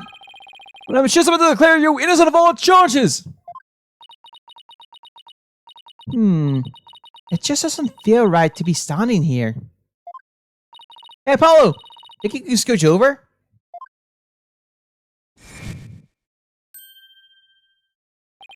Tina, what are you doing? We don't get held in contempt of court. I have some questions for you, Detective Fulbright. Are you relieved that you are no longer under suspicion of being the Phantom? Are you grateful to Prosecutor Blackwell for what he's done for you? Of course I am! And I'm truly grateful from the bottom of my heart. Athena, where are you going on with these Where are you going with these questions? I have yet to hear a single emotion behind any of Detective Fulbright's words, boss. The suspicion against him has been cleared up, but he's not feeling happy at all. What does that mean? We may not have any evidence, but the heart doesn't lie. That's it. With your special ability, we just might be able to stop him. Your Honor, the detective has been deeply traumatized by our accusation. Yes, well, even before all this, I thought he was a rather odd fellow. If he doesn't get counseling right away, who knows what might happen to him? Oh my God. Let's go, Blackwell! Can you believe the nonsense this defense is spouting?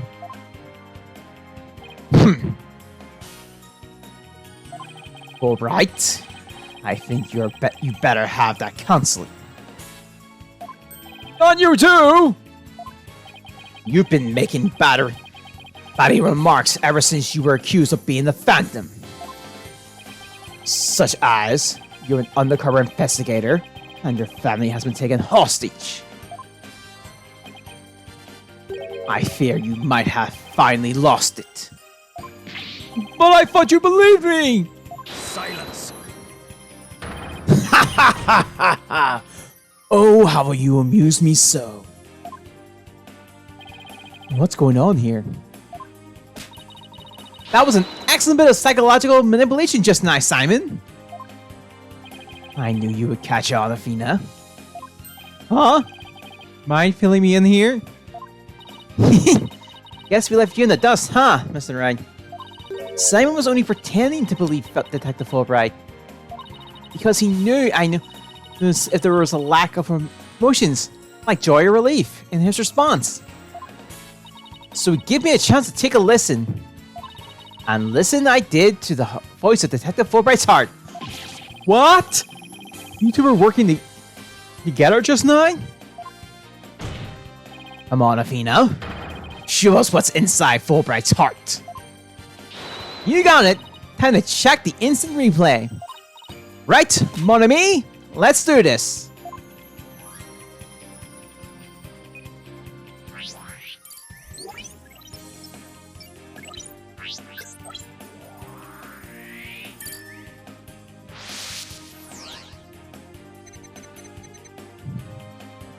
Thank you for relieving Prosecutor Blackwell. I am undercover Phantom, but the Phantom. I am the undercover investigator, but the Phantom coercing me. Sorry.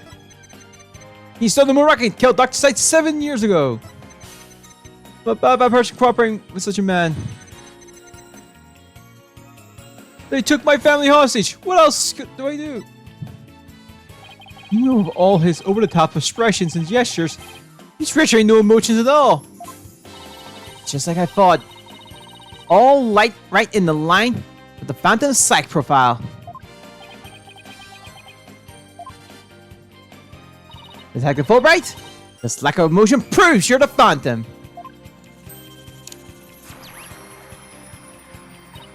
Hey, what's going on here? Wait, hold it. What do you think you're doing, Detective? Me? I'm not doing anything. He's trying to hack into the Moon Matrix program. I can't do anything with it like this. Taka? Ah! Can't see the fight you have there. But I tolerate no cheating, thank you. Sorry about that. As an undercover agent, I tend to use my secret arsenal without even thinking. More like, as a spy.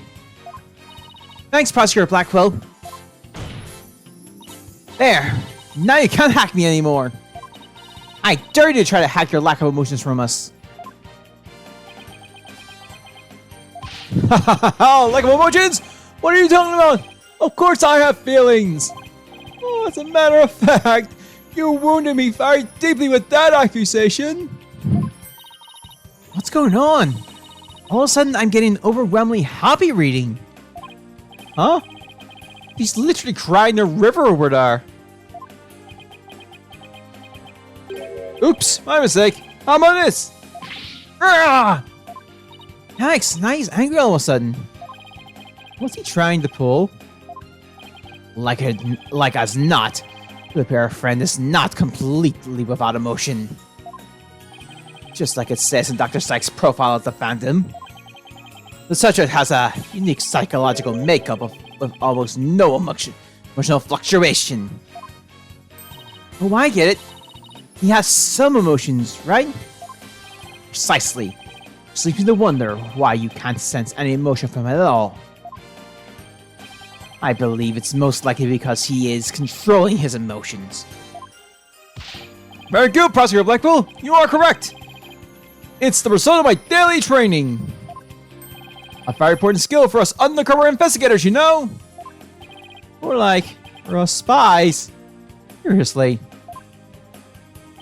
I wonder why he suddenly showed severe, strong emotions. Wait a minute. I think I know. I sense there's a feeling you're trying to hide with your saturated emotions, Detective. Ha ha! A feeling I'm trying to hide? That's a good one. You're the one who's been who's been saying I'm the Phantom because I don't have any emotions. I'm just trying to show you a range of deep emotions I truly possess. Then you have no objections to me analyzing you, right? No, analyze away. I will state it again. I am not the Phantom. But be forewarned that your analysis will have no effect. Because you're about to see what an undercover agent can really do.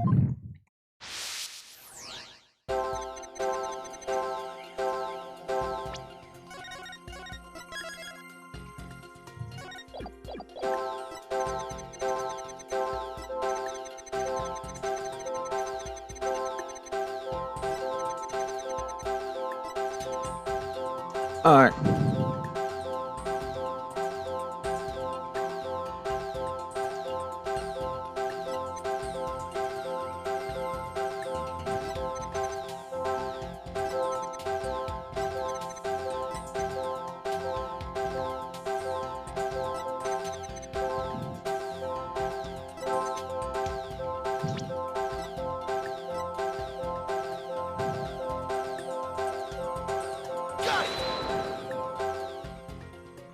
Maybe it is? I don't think so. I've never seen a person in such a chaotic emotional state. There has to be something here, I just know it. This might be a long shot. But if there really is a real emotion mixed in there somewhere, then it's possible that it would appear to be the one emotion that doesn't disappear. One emotion that doesn't disappear, huh? I'll give it a look, Dad.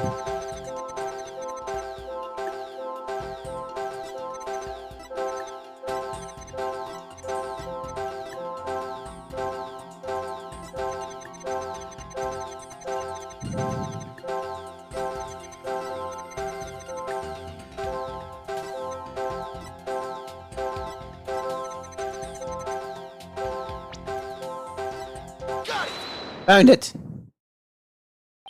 I found it! I found the one emotion you're truly feeling. What? Hidden in the middle of the chaotic storm, I saw one emotion that never disappeared. You talked about the moon rock. You felt a fear that wouldn't fade. Fear? A fear that a man with hardly any emotion feels. Huh? And it was a response to that moon rock. Detective Fulbright? We're saving. I think the one. On the side. I presume you feel fear concerning the mirror because your identity will be revealed. Of course. That's it. Enough, Fulbright. Just tell us the Phantom's true identity. I don't know. He was very careful to hide it.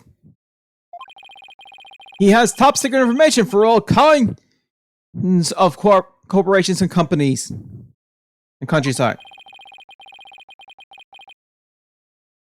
So there's a number of organizations that want him dead. If people believe I was the Phantom, I could be killed on the spot! Why, I bet even now! There's an assassin or assassins lurking nearby! The case is about the Phantom after all! Detective Fulbright? I think I know why you would feel afraid. You're afraid that the moon rock will somehow reveal your identity.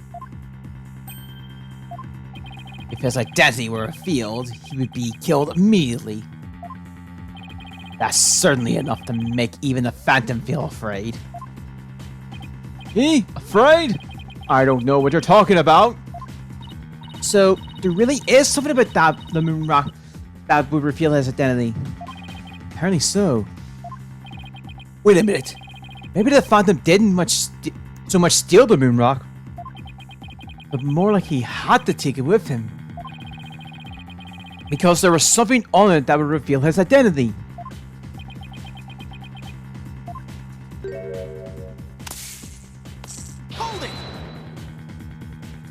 Where do you think you're going? Me? I'm not going anywhere! Is it just me, or was he going to use that weird watch thing to try to get away? How many more of those toys does he have? And where can I get one of those? Where can I get some? Detective Fulbright? You will answer honestly to this court right now. Why do you feel fear in connection with the moon rock? In justice we trust, not emotions, Mr. Lawyer! Evidence is everything. I'm the Phantom because I'm afraid? Don't make me laugh. Ah! And what was that just now? But all human beings have hearts and experience emotions. Sometimes analyzing a case from psychological perspectives is the best way to find the truth. Eee!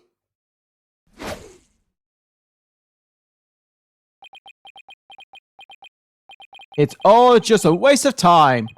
All your efforts at analysis serve no purpose. And now, in this dark age of the law, nobody would believe your claim that's effective?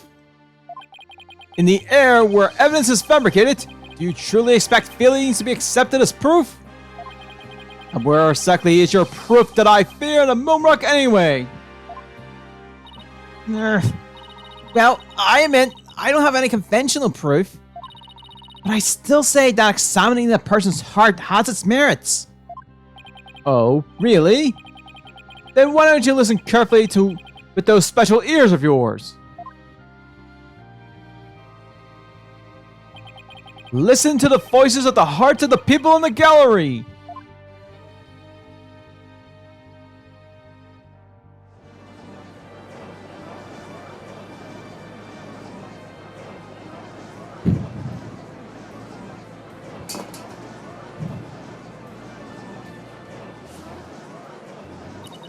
All I hear is distrust. As you can see, the people are on my side. Because all they see is a strange little girl using a weird little machine. But it's not like I use analytical psychology to falsely accuse people. Uh-oh. Miss Galafina doubting herself. Miss Sykes' analytical psychology has breathed new life into the courtroom. It has freed the hearts of many witnesses and has been key in getting to the truth. What nonsense! Your Honor, the defense's claim is a false one. I do not fear any kind of fear when it comes to the moon rock. I see. Very well, I will give the opinion to the court. To this court. In a trial, I don't feel that a person's emotions are quite as compelling as actual evidence is. But, Your Honor...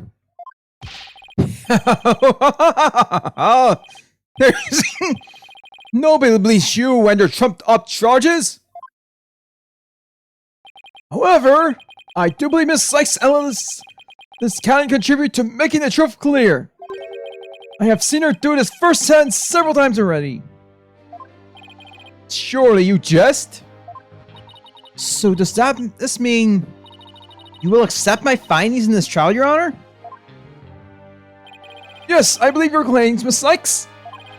I think there is merit in examining why the witness feels fear in regards to the moon rock. That is the court's opinion on this matter. Then that's a win for me. No, a win for analytical psychology.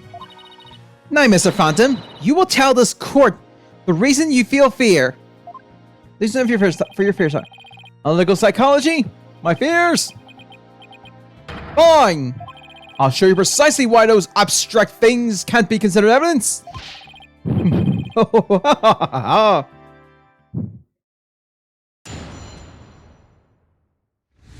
My feelings. I felt fear when I thought about the moon rock because it reminded me of the Phantom. Yes, I'm very afraid of him because he took my family hostage. What reason would the Phantom have to be afraid of the moon rock? None at all. The very fact that I'm afraid of the moon rock means I'm not him. In fact, I'm on the side of justice. And there you have it. Now do you see why I'm afraid of the moon rock? Sure. You sound convincing enough. But so does any 2-bit con artist. It's all meaningless in the absence of evidence.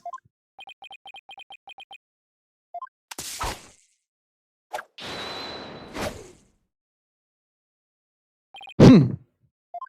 The phantom is like a mist. No flesh, no bones. My sword alone cannot cut it. Right, Dono?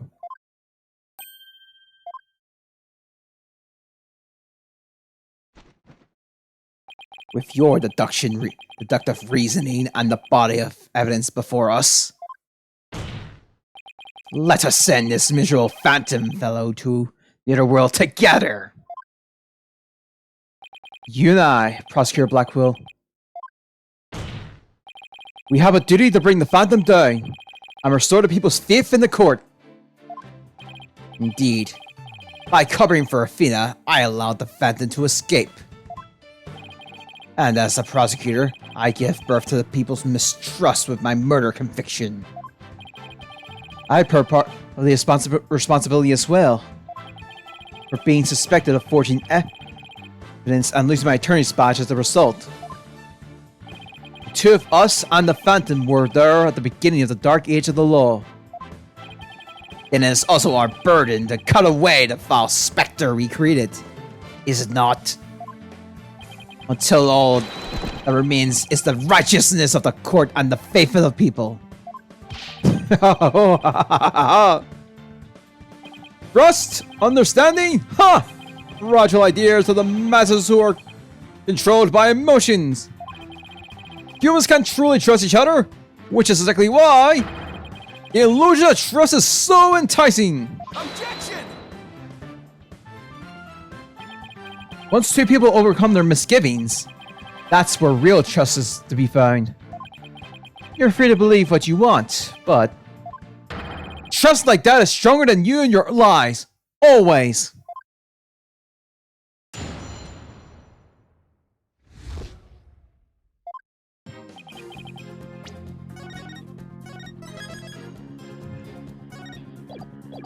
Hold it! Only reminding you of the Phantom. Don't make me laugh. You are the Phantom. Evidence is everything in the court of law.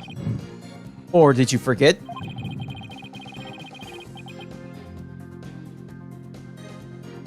I was forced to testify over a silly thing like feelings.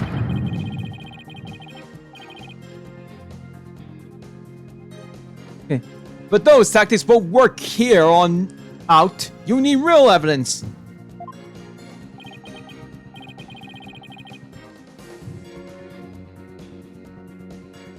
Arrgh, I hate to admit it, but it's right.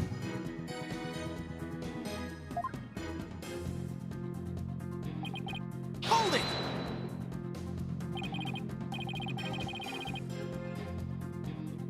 Your family? Like, who in your family specifically?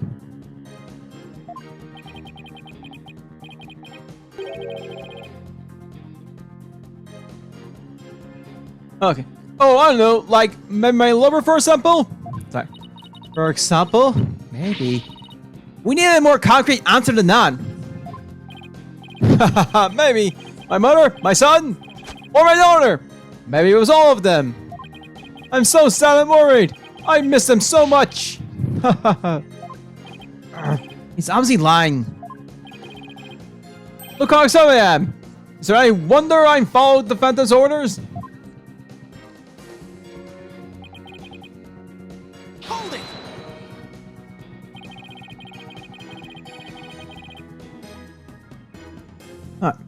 You can't think of a single reason that the Phantom might be afraid of the rock?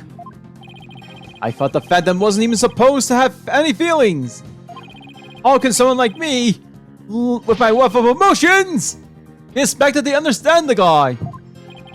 Phantom, a person with very few emotions, would only be afraid of something really big, like his cupboard getting blown big. I'm willing to bet that the moon rock has something to do with his identity. What? Maybe the Phantom's fingerprints are on the rock. Fingerprints can't be wiped off.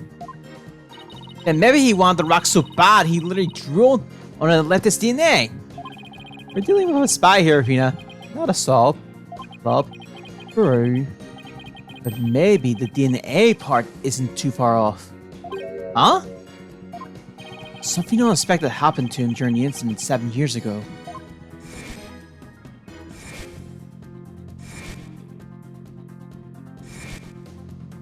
I just know I have something that can show why the Phantom is afraid of the moon rock. I'll just continue my testimony while you ponder then, if you don't mind.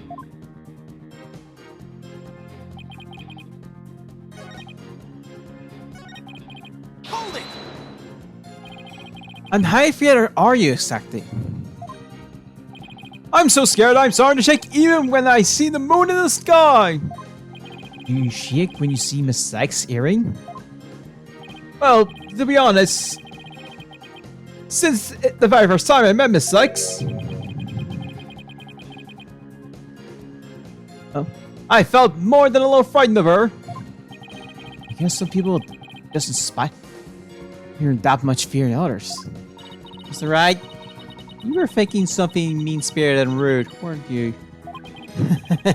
Of course not. Must beef up mystery. Must be of mind reading defense. Now I do understand. The very fact that I'm afraid of the moon rock proves that. Hold it! After all that you've done, how dare you speak the word justice? In justice we trust. I say it as much as I want, and with absolute confidence. Whenever I say is just. That's how it works in this dark age of the law. You won't get the best of me with that twisted argument of his. I'll find a way to get him right where I want him. Detective Fulbright, or rather the Phantom, feels fear in regard to that moon rock. It's probably had something to do with being afraid of his true identity being revealed. Right. So that's why the Phantom had to take the moon rock with him 7 years ago. In that case, you have something to show the real cause of Fulbright's fear. You just might be able to expose his true real identity.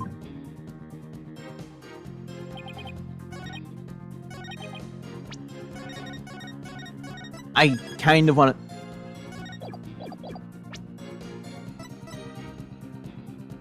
Objection! It was the knife. Detective Fulbright, I assume you know what this is. Of course! That's the knife the Phantom used to kill Clyde Turan! That's right.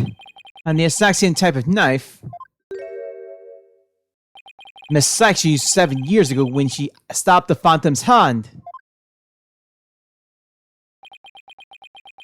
Yes, that was discussed earlier as I recall. He dodged at first, so I only got his clothes. But I tried again. And this time you got him, didn't you? I did. I remember it clearly now. The knife went into the back of his hand.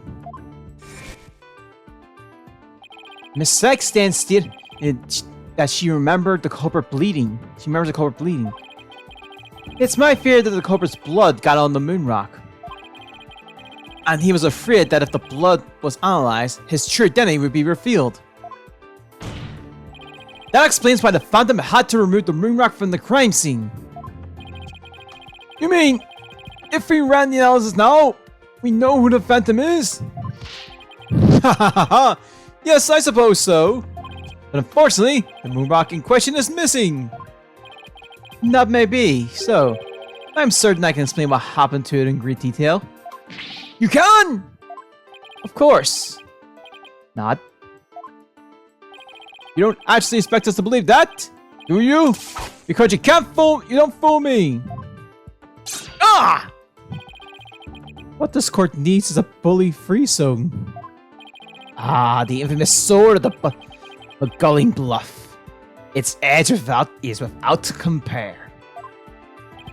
Come now, ready with me, and show us just how finely it cuts. Your Honor, this is an outrage.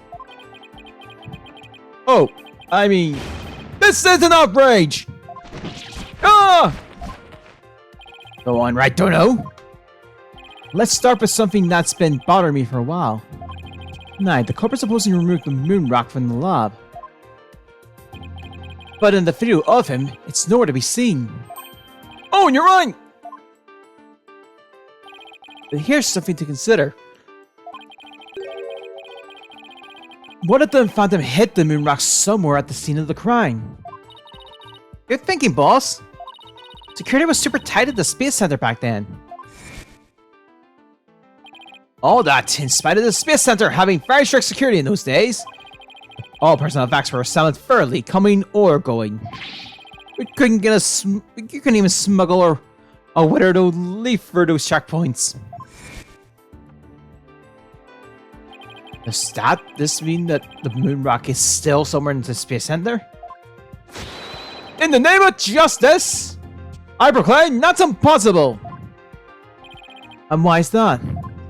The Space Center was searched from the top to bottom, and especially the lab, but the moon rock was never found. How can I forget about that? A sad but true fact. We still haven't the grasp on how it was done. But the Phantom made the moon rock vanish into the ether. There's no way it just disappeared. Logic and evidence tells us otherwise. The Phantom didn't have the moon rock on him when he left the lab. Yet a thorough police search didn't turn up anything. And it never turned up in the 7 years after that either. The Phantom made the rock disappear by physically removing it himself.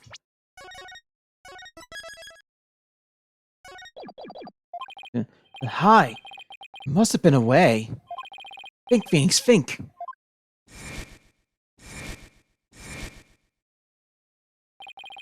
How did the moon rock vanish from the robotics lab? So, can you or can you not show what happened to the moon rock, Mr. Wright? Yes, I can. Your Honor? What? Oops. Sorry, I mean... What? In that case, let's have your answer, Mr. Wright. How did the Phantom make the moon rock disappear from the crime scene? Let's try this. That's the Hope capsule, right? The one that went up with the Hat One rocket? He couldn't carry the rock out, but he couldn't leave it in the center to be found either. So there was only one safe place to stash it. The Hope capsule that was stirred in the lab that day. Yes, and the team must have loaded into the Hope space probe eventually. But if that's what happened, then the moon rock would have been launched up into space along with the rocket. Preposterous! It would mean that for these past 7 years, the moon rock was... Exactly. The Phantom got rid of the moon rock in the most cosmic way he knew how.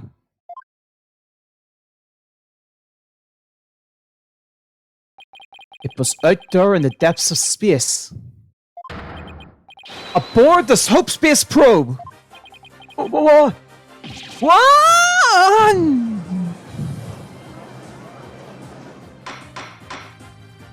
Order in the court! I understand now. The Phantom's original scheme was to sabotage the Hat One anyway. Villain. He used his primary objective to conveniently kill two birds with one stone. That's right. He planned for the moon rock to be turned to cosmic dust out in space, thereby destroying the one piece of evidence that could reveal his true identity. But Mr. Starbuck and the others foiled the Phantom's plot. The Hope Space Probe sailed off safely on its mission and returned 7 years later. With the capsule in tow, he analyzed the blood on the moon rock. It should make one thing crystal clear. That you were the Phantom all along, Detective Fulbright. So he killed Clay? Just so we can get the Moonrock back? I believe so. His original assignment, it may have been just to sabotage the Hat too. But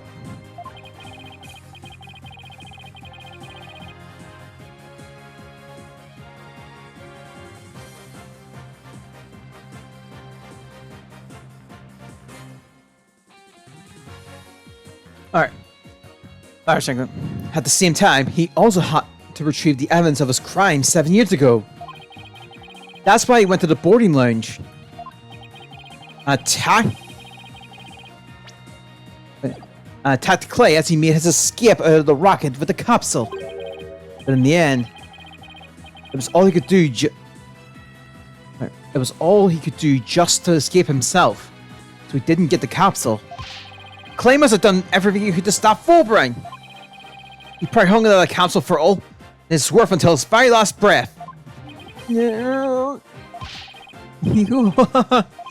Oh, this is funny! You make me laugh! You really do! Boy, he's totally out of whack now. It's game over for you, Detective Fulbright. Why don't you just admit to it all now? There's nothing to admit! I'm Bobby Fulbright, undercover investigator, I tell you! I'm not the Phantom! The play on the rocket's just another one of his schemes! A trap! Well, I'm not sure what to think. As opposed to the Phantom is a spy worth his salt, a trap is not the question. Objection! But in that case, you can say anything is a trap. That's what makes a trap! I've been offended in taking the blame for the Phantom! Your Honor, I believe further investigation is in order! Silence! Further investigation? More like plotting your escape. But no more. I will bring you to justice myself if I must. Here and now! I guess it's time to show you just what I'm really capable of. Die, Simon Blackwell!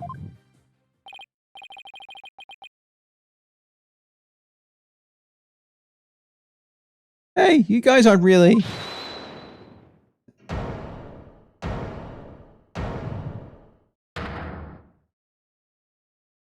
Hold it! Sorry.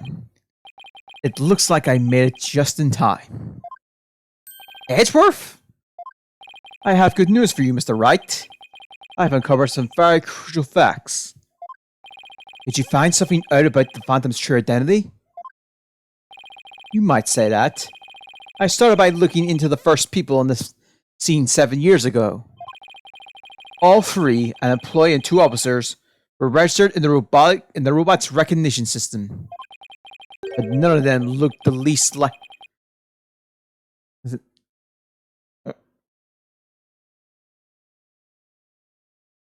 But none of them looked the least bit like Detective Fulbright. That's not good. But there's more. I've yet to share my most important finding. Mr. Wright, Prosecutor Blackwell, you best brace yourselves. Oh?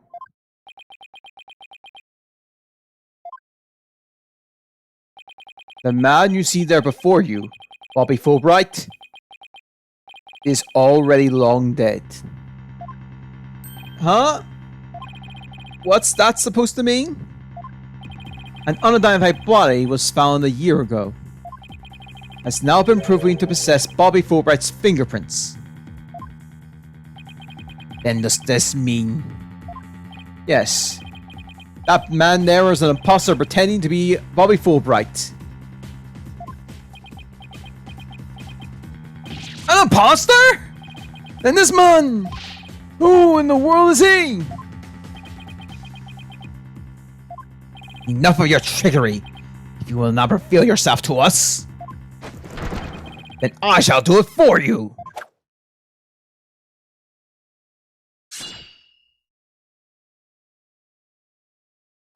What the? No! His face! Aw, look what you did to my mask. Mask! What does it mean of this witness? Okay, you've got me. I guess I'll have to show who I really am now.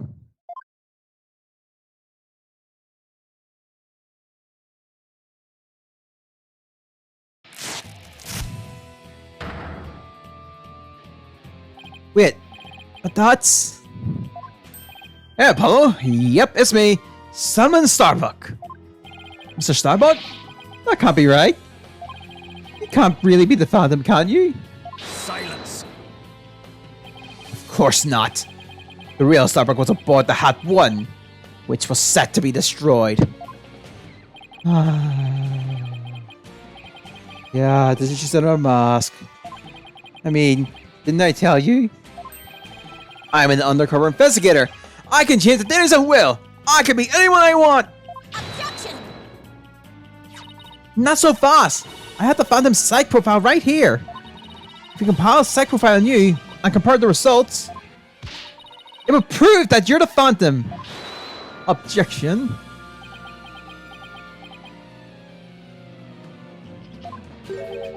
It's time for me to show my real meaning of... It's time for me to show you the real meaning of the phrase, the end justify the means. Not fight. Oh, well, not fight. Those words.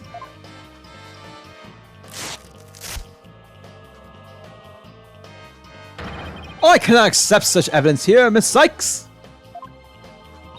Professor Means? Mask?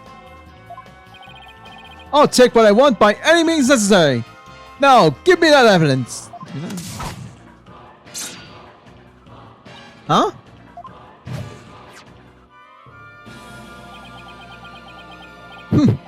Time to take out the trash. Permanently. How could you... Now do you see how powerful the end justifies the means can be? I forgot how to do Professor. Silence. How pathetic. You can't even speak without wearing another man's face. Ah, that's the life of an undercover agent for you. My real face has no meaning or value to me at all. I was waiting there. Or perhaps it is really the case that you don't even know who you are anymore. What must you see when you look in a mirror, Mr. Phantom? Not an awful lot, I wager. Well, aren't you just the master of psychology, Blackwell? That's right. I don't know who I am.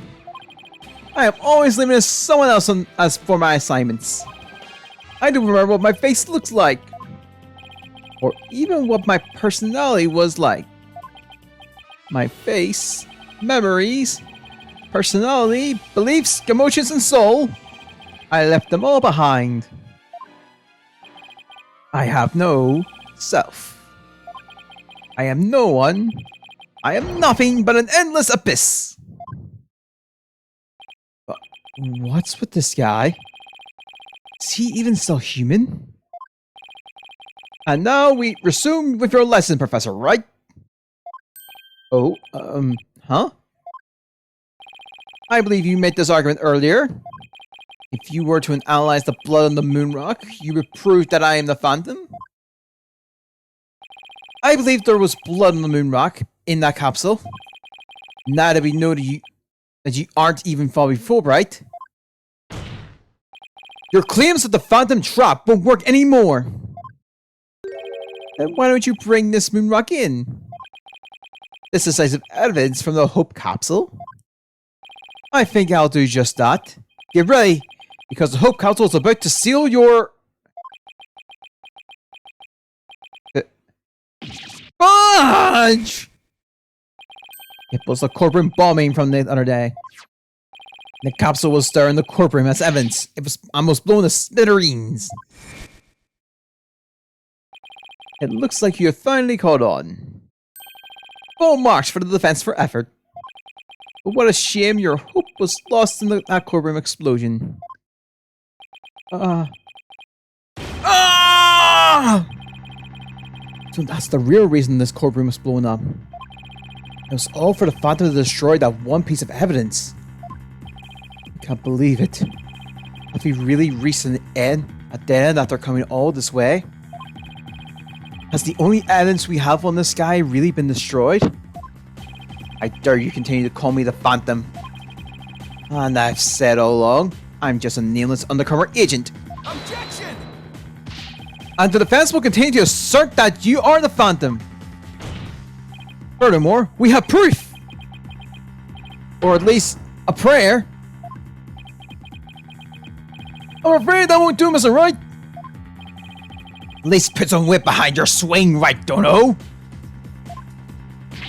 I know, I'm trying. There's only one thing that can unmask this menace, the moon rock. But that was blown to bits in the Corbin bombing.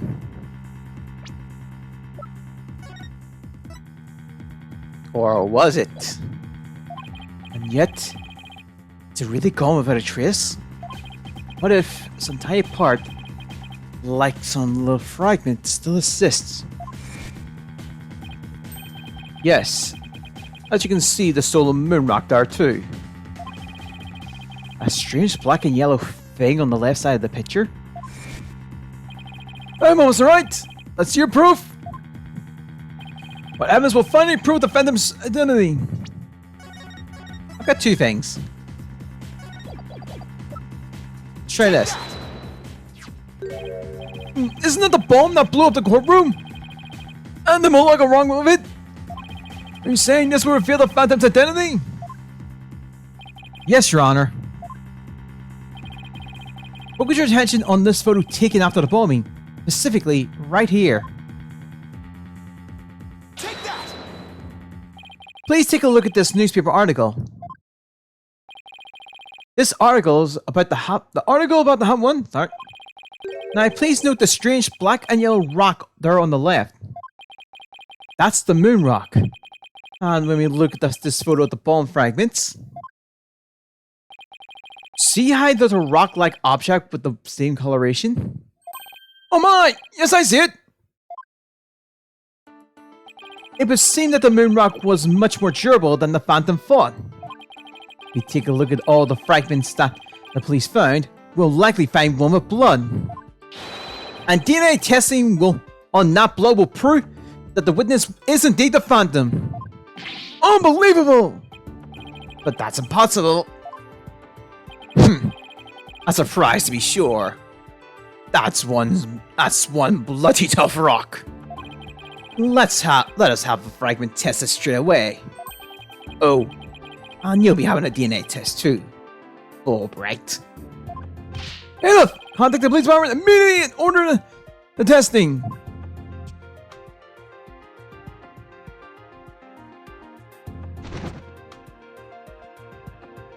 Oscar Blackwell, what does the test for assault show? There was a rock fragment that had blood on it that appears to be several years old. DNA test reveal. Well, I'm sure you know full well what it reveals. They confirmed it was the witness's blood, didn't they? There's no use in trying to talk your way out of it anymore. Admit it, you are the Phantom. Objection! Huh? That's right? Did you just raise an objection to yourself? No, I didn't say a word. That was my objection, Apollo. Huh?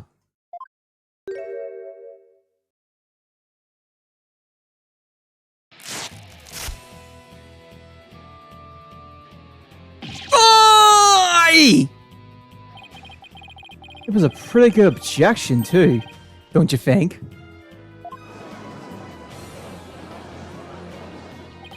Hi, he's me. So, did you have an objection or not, Mr. Wright? Huh? Oh, no, not really, Your Honor. Oh, not you, Mr. Wright. I mean the witness, Mr. Wright. Could this child get any more insane? Mr. Wright, that fragment of rock in the photograph, or those just like it, How can you be sure? Sorry, how can you be sure they're pieces of the same moon rock that was at the robotics lab? Care to explain what you mean? Well, there may have been a rock or two in the courtroom that had my blood on it. But how do you know they're not just rocks? You can't prove they're the moon rock, right? Objection! Don't be absurd. Just compare the fragment with the rock in the newspaper article. Anyone can see they're the same. They have the exact same coloration. Objection! But maybe some other rock with the same coloration happened to be in the courtroom. It's highly likely a rock of such a unique appearance just happened to be here. But you can't deny it's a possibility. Objection! But your blood was found in one of the fragments. Apollo, there's nothing suspicious about my blood being on a piece of rock. And why not? I know it sounds like an excuse, but several years ago, I tripped and fell in this very courtroom. I was hurt pretty badly. Maybe that's how my blood was found its way onto a piece of rubble? Even he must realize how ridiculous that sounds. And yet, I suppose it's not completely out of the question. I see you're starting to sweat, Mr. Wright. I thought that the worst of times are when lawyers have to force their biggest smiles. You're the last person I want to hear that from. Well, why don't we get those fragments analyzed? We can ask an expert to verify if they are from the moon rock from the robotics lab or not. I'm sorry, but I'm afraid that just isn't going to be possible. And why not? In order to prove that the fragments are from what you say they're from, you need a sample of the moon rock from 7 years ago to compare it with. But that moon rock doesn't exist anymore.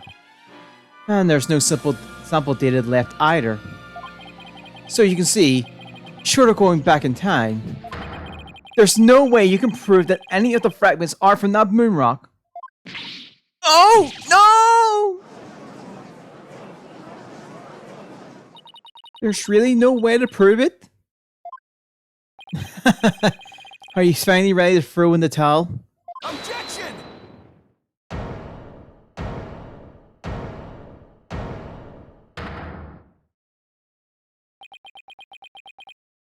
So the moon rock doesn't exist anymore, huh? That's right. It was such a valuable rock too. A shame, really. But it's lost to us forever. He's wrong. It's not completely lost. There's another piece of it, right here by our side. A shining fragment of hope that can turn everything around. Final piece of evidence to put this phantom away for good. The defense has a piece of evidence that completely contradicts your claim. You have what now? A final fragment of hope that was passed down with great love and care. We do? We do. Even if the person holding it hasn't realized it yet. Is this true, Mr. Wright? Pay no attention to him, Your Honor. He's just bluffing, as usual. I wonder if you'll be able to force your biggest smile when you see what I've got. Try me. This piece of evidence somehow that shows the original moon rock wasn't completely lost to this. Divina.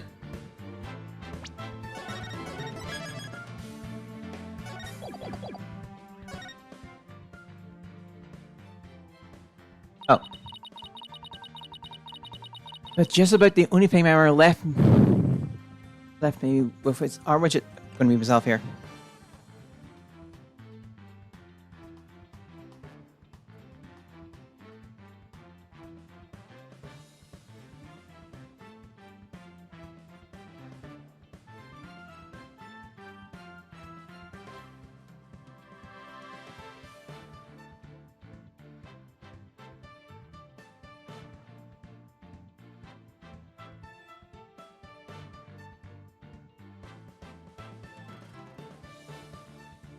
Alright, I'm back. Sorry about that.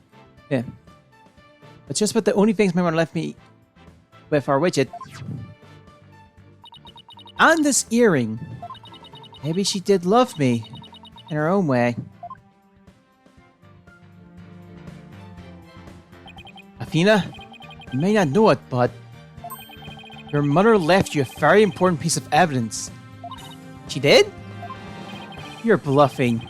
You don't have anything of the kind. Oh, but we do. Evidence that will finally corner you. Because we have a moon rock of our own. Yeah! Oh! You mean?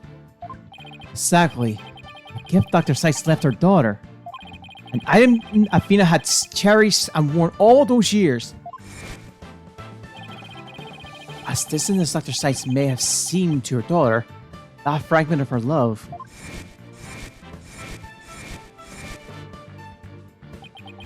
will shake off the darkness of the past and give us all hope for the future.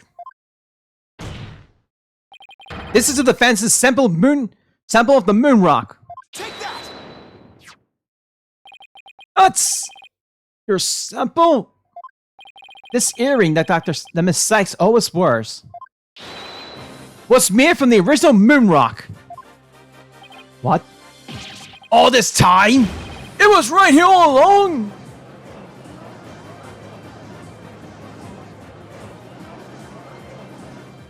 No. Can't be. If the composition of the ball fragments on the earrings are to be a match, then it will prove beyond a shadow of a doubt the origin of the fragment in this photo. And since the test results show that the black fragment on the fragment was yours, this means that the identity you tried so hard to hide will finally be revealed. The identity I tried to hide? I don't have anything to hide. I don't have an identity to hide. I may not have Athena's ears, and even I can hear the fear in your voice. Fear? I don't feel fear. I left all my emotions behind years ago. Objection! Every human being feels fear. You simply can't face the emotions inside you. You can't face them because you have nothing. No love, no trust. And I suppose you do. I didn't have anybody to support me at first either. But I couldn't face the fear inside me. Couldn't get over the trauma of my past. Like I said, I don't feel fear. Objection! Then you're just a coward for running away from yourself. When I had my doubts about Miss Sykes, I felt like I would collapse under the weight. But I wanted to trust her. And I knew I could trust Mr. Right to uncover the truth. That's why I was able to face my suspicions without hesitation. Running away from myself? How can I run from myself when there's nothing inside? Nothing at all. Objection! I know it's hard for someone that's unwilling to trust others as you to understand. But people have emotions. It's a fact of life. And so, people can be weak at times. But that's exactly why people need to trust one another. So they can gain the strength to face themselves when things are at their bleakest. By trusting others, how can you ever hope to face your fears?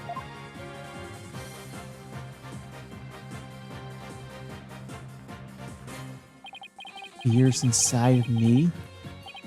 Is this... No. I'm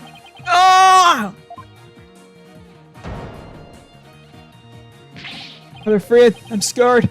I feel fear. You can't outrun yourself. Remove that mask and unleash your emotions. Confront your guilt head on. With your own true face.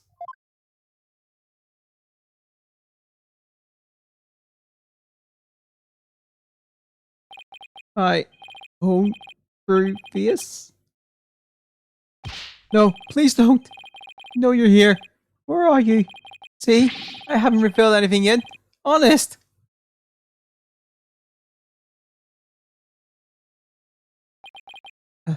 My interest. I don't have my face. My face.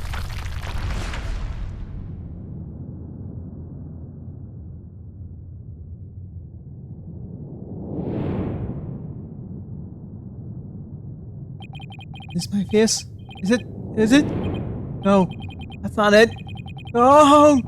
No! This isn't it either. Is this me? Which one is my face? Where am I? Where am I? Oh!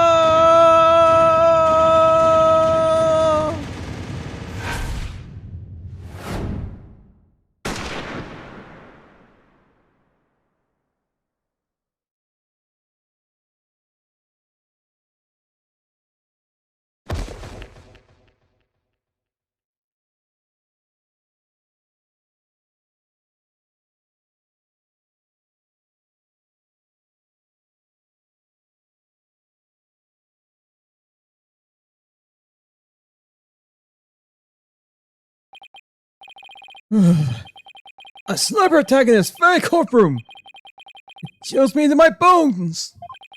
But the police are doing everything they can to track down the sniper as we speak. Dr. Blackwell! What's Detective Fulbright? I mean, his imposter doing? He's a lucky fellow. The bullet didn't hit any vital organs. He appears to be in no danger of dying. Well, that was fortunate for all of us. The analysis of the final piece of evidence right donor submitted is in. The composition of Miss Sykes' earring and the fragment with the blood on it match. We can now be certain that it is a fragment of the moon rock in question. The murders and bombings at the Space Center, both past and present. The bombing of the Corporation Number 4, and all of his other crimes, as numerous as the stars. Under suspicion of all of these things, the spy known as the Phantom has been incarcerated. The prosecution's office is now responsible for his well-being. There are still a myriad of things we wish him to tell us about after all. Like your Prosecutor Blackwell? Well, it's time to finally bring this trial to an end. But before I do, will the defendant please return to her proper place? Yes, Your Honor.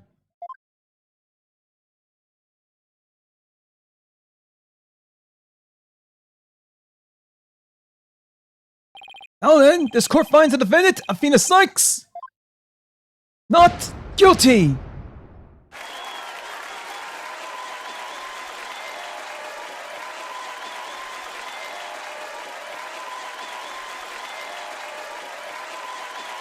Yes, this is the only case in the entire game he actually smiles when the verdict's given. And for good reason, too. Court is adjourned!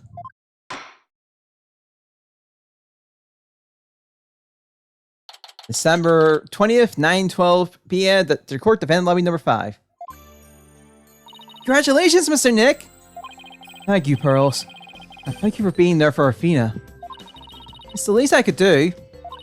And Athena was great, wasn't she? She was just so strong throughout the whole trial. Honey, I'm so glad to see you. Trissy, are you alright?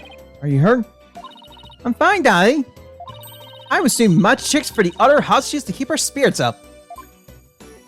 And that's our Trissy for you. I'm really glad to see you're safe. Right, I fear I owe you yet another debt of gratitude. Edgeworth. We never would have caught him if it weren't for all of you. Aw, come on, Edgeworth. What are you talking about? You're the one who's been tracking the Phantom the host all this time. Plus, you were the one who gave Blackwell permission to serve as prosecutor, right? Yes, well, we knew the Phantom was somewhere nearby. The police and I were trying to find him, but we never did manage to do so until this trial. Well, we never would have won this trial without you. It was your help as chief prosecutor that was the key to to a successful conclusion. Besides, it was you that saw to it I got my attorney's badge back, wasn't it?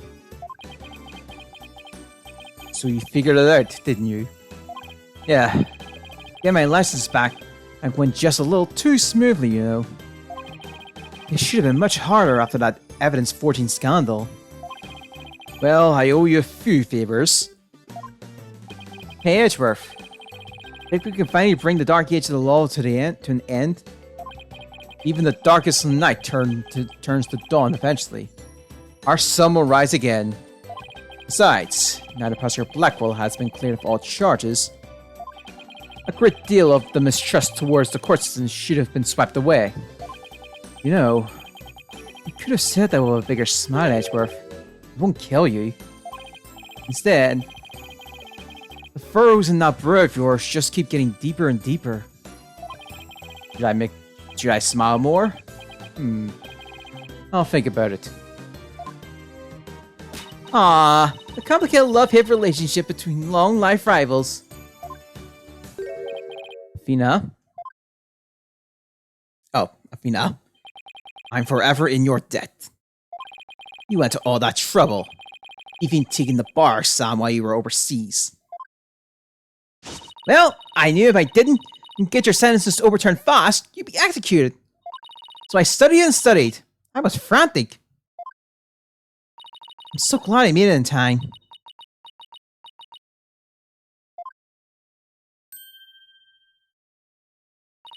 Just barely. But I still made it. Hello, girl, Athena. It's good to see you finally let your tears out.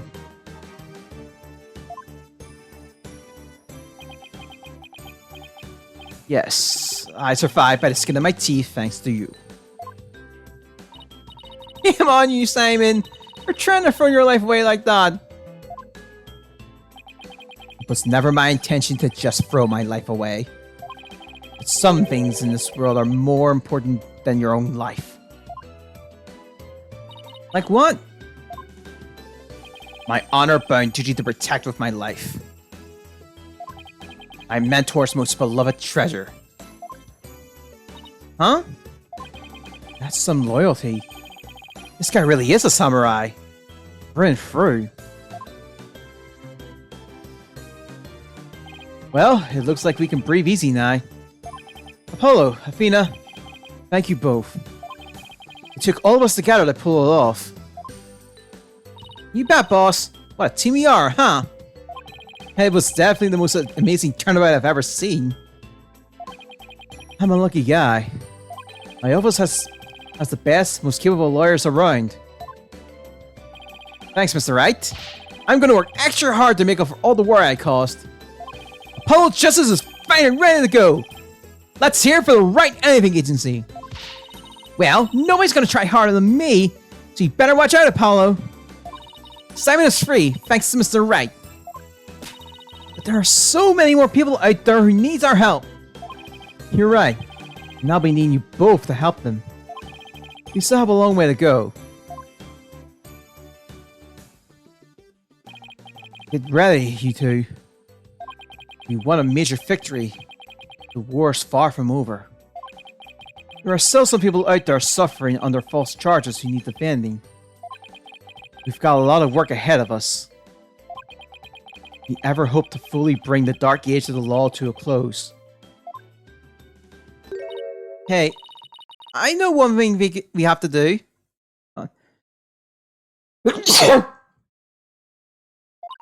We have to celebrate with a bowl of piping hot noodles. Huh? Nothing like a bowl of Alden's noodles after a trial.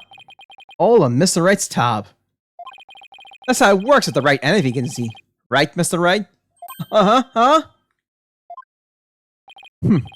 As a boss, it's your duty to express gratitude to your people for their great work. In that case, allow me to join in the festivities. I would greatly welcome a bowl of noodles. I have an idea, Daddy. Why don't you just invite everybody involved with the kiss? The more the merrier, right? Oh, Mr. Nick, look how far you've come. I knew you've grown to be such a generous gentleman.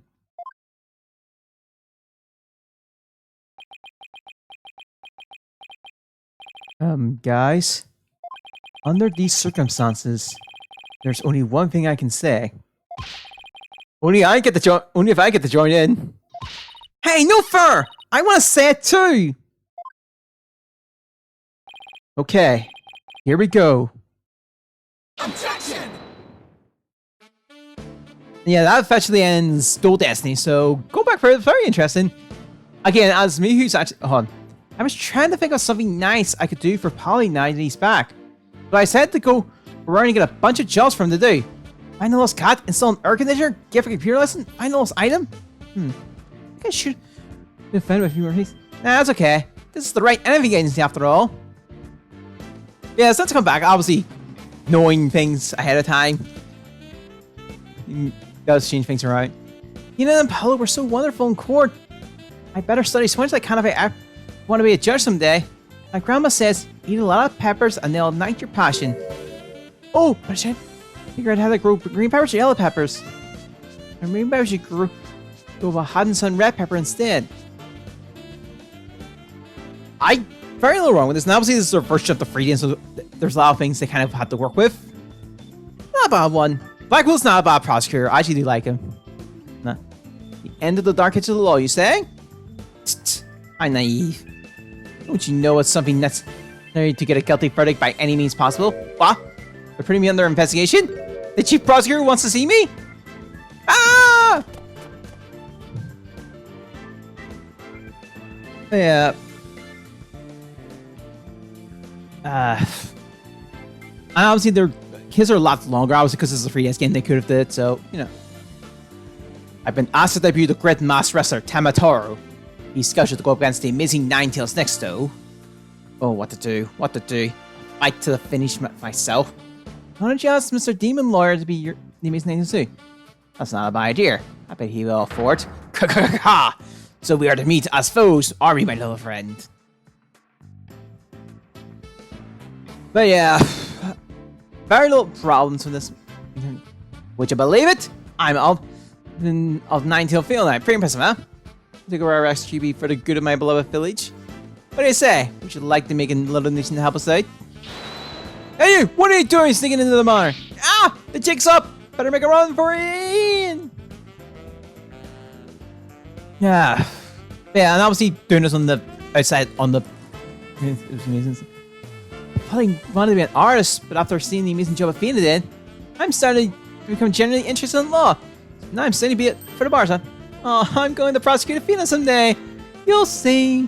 I'm studying to make buns off too, but not for the bar exam. I'm going to pass the FIFA's entrance exam on my own mercy this time. With the score of 100 points, of course. Yay, Juniper! Our dreams will live on forever! Okay, that kiss may have killed my voice a little bit, but I believe that got better.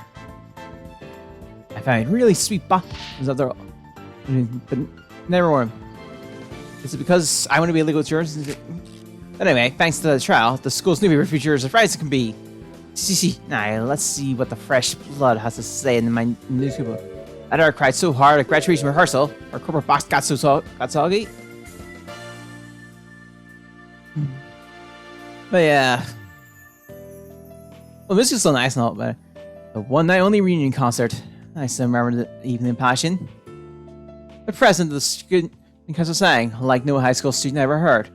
When she's a judge in her own court someday, I'd love to have a jam session with her. It'd be the coolest trial ever, yeah. I can already hear it now.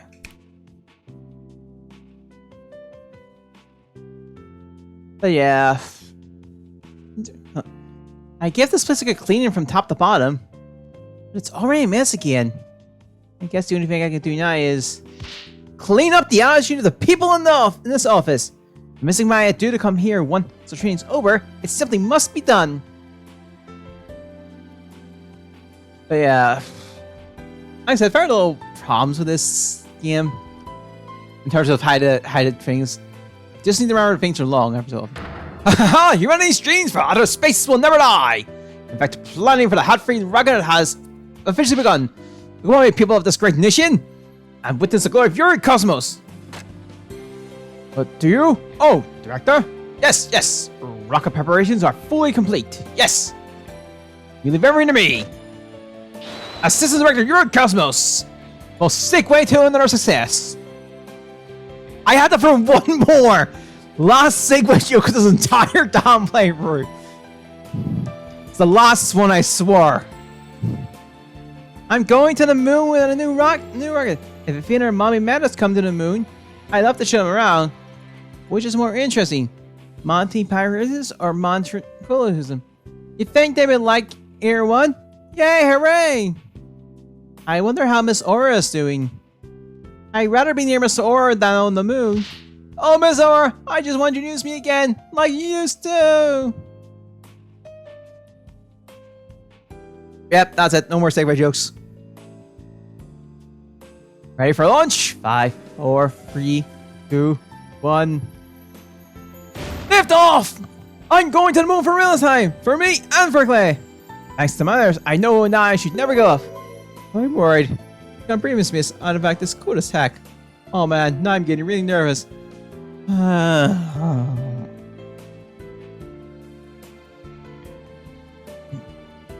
But yeah, quite a bit of a journey, so. No, I'm not employed here. I simply came to request their service in defense of my sister. No one's around. I've been kept waiting for a long time. What sort of case brings you here? Oh, your father was accused and you wished for me to defend him? And perhaps he and I shall meet in the courtroom in the near future. And yeah, the dude is back. Blackhole's back on the thing. Yeah, no problems with Blackhole or anything in this one. Can't say this. I'm going to be honest. Can't say the same for the next one. I'm not going to. Look forward to your next one's salary assessment.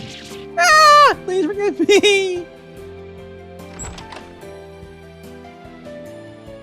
Blackwell's acquittal has brought all manner of ills in the prosecution office to light. It was seen solving that case has fought the chill of winter into the warmth of spring. Now I owe Righty another deal of gratitude.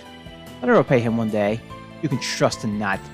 Oh, sorry, because this is Apollo just going around doing stuff. Alright. Oh, okay, so it's just that. But yeah, also the animations were pretty nice as well.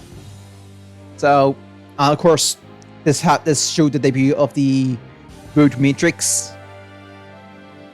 system, which is it's an interesting approach to it. So, yeah. The defense time were not bad actually. Like I said, not as out of place, I guess, as in the Apollos in the first game. And some of them weren't as simple as, well, the trilogy. To the degree at least. I mean, minus that one in for a while, Matt. I don't even know where I'm getting that for this one. Either way, like I said, it was enjoyable. This is an enjoyable experience. Like I said, going back to this, knowing everything is very enticing because you know what the end result is. You're just kind of watching the unfold with the new with this information you already have. It's like I knew why the whole thing of Blackwell. I knew when I was going back through and stuff. So yeah. And obviously with the costumes being added into the console version, the trilogy here for right away was very nice. I can't prove about that.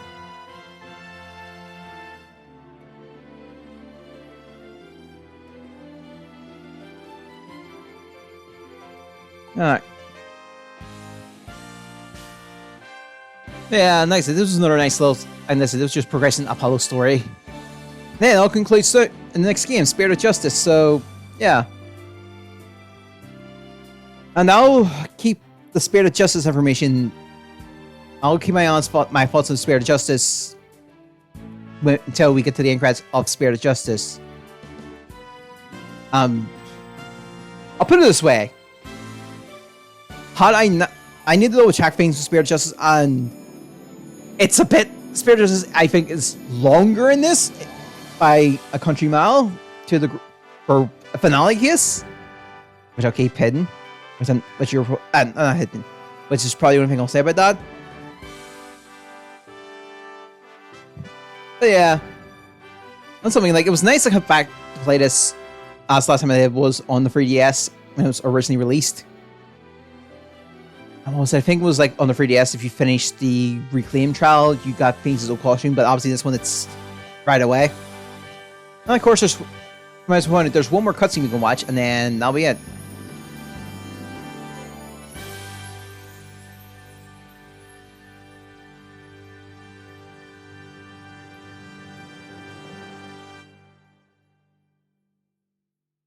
Should be. Oh, there is.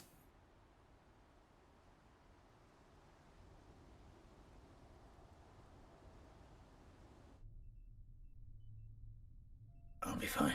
I'll be fine. I'll be fine. I'll be fine. T-minus 15 seconds. 10, 9, 8, 7, 6, 5, 4, 3, 2, 1. Liftoff.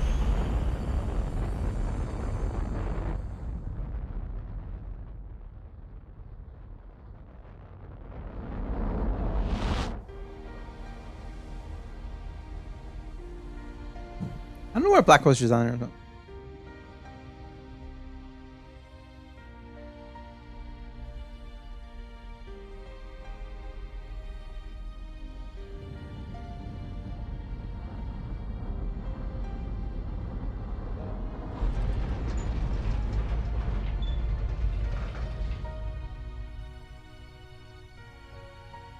Mr. Starbuck! You'll be fine. Just believe in yourself. The moon's closer than you think!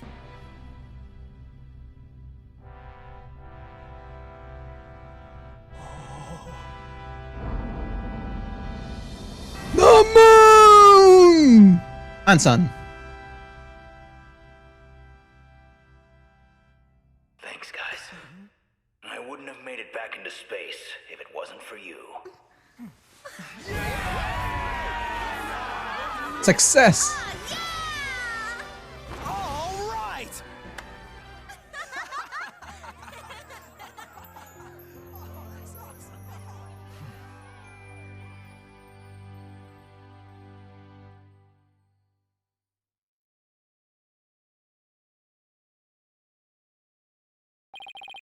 Through the years, I've seen as much joy and heartache as heartache.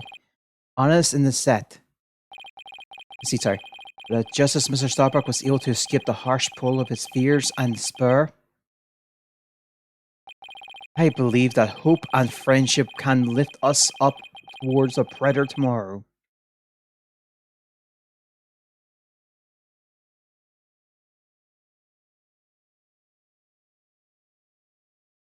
And yep, that's it. Ah! That's the commemorative one? Oh, that's a cool looking one. Anyway, we'll wrap up this here this week, and tomorrow, not tomorrow, next Monday, we'll kick off Spirit of Justice. The Legal Revolution. I'll just leave it at that. I'll see you next time. So yeah, I hope you guys this week, and again, I'll see you next time then. Bye!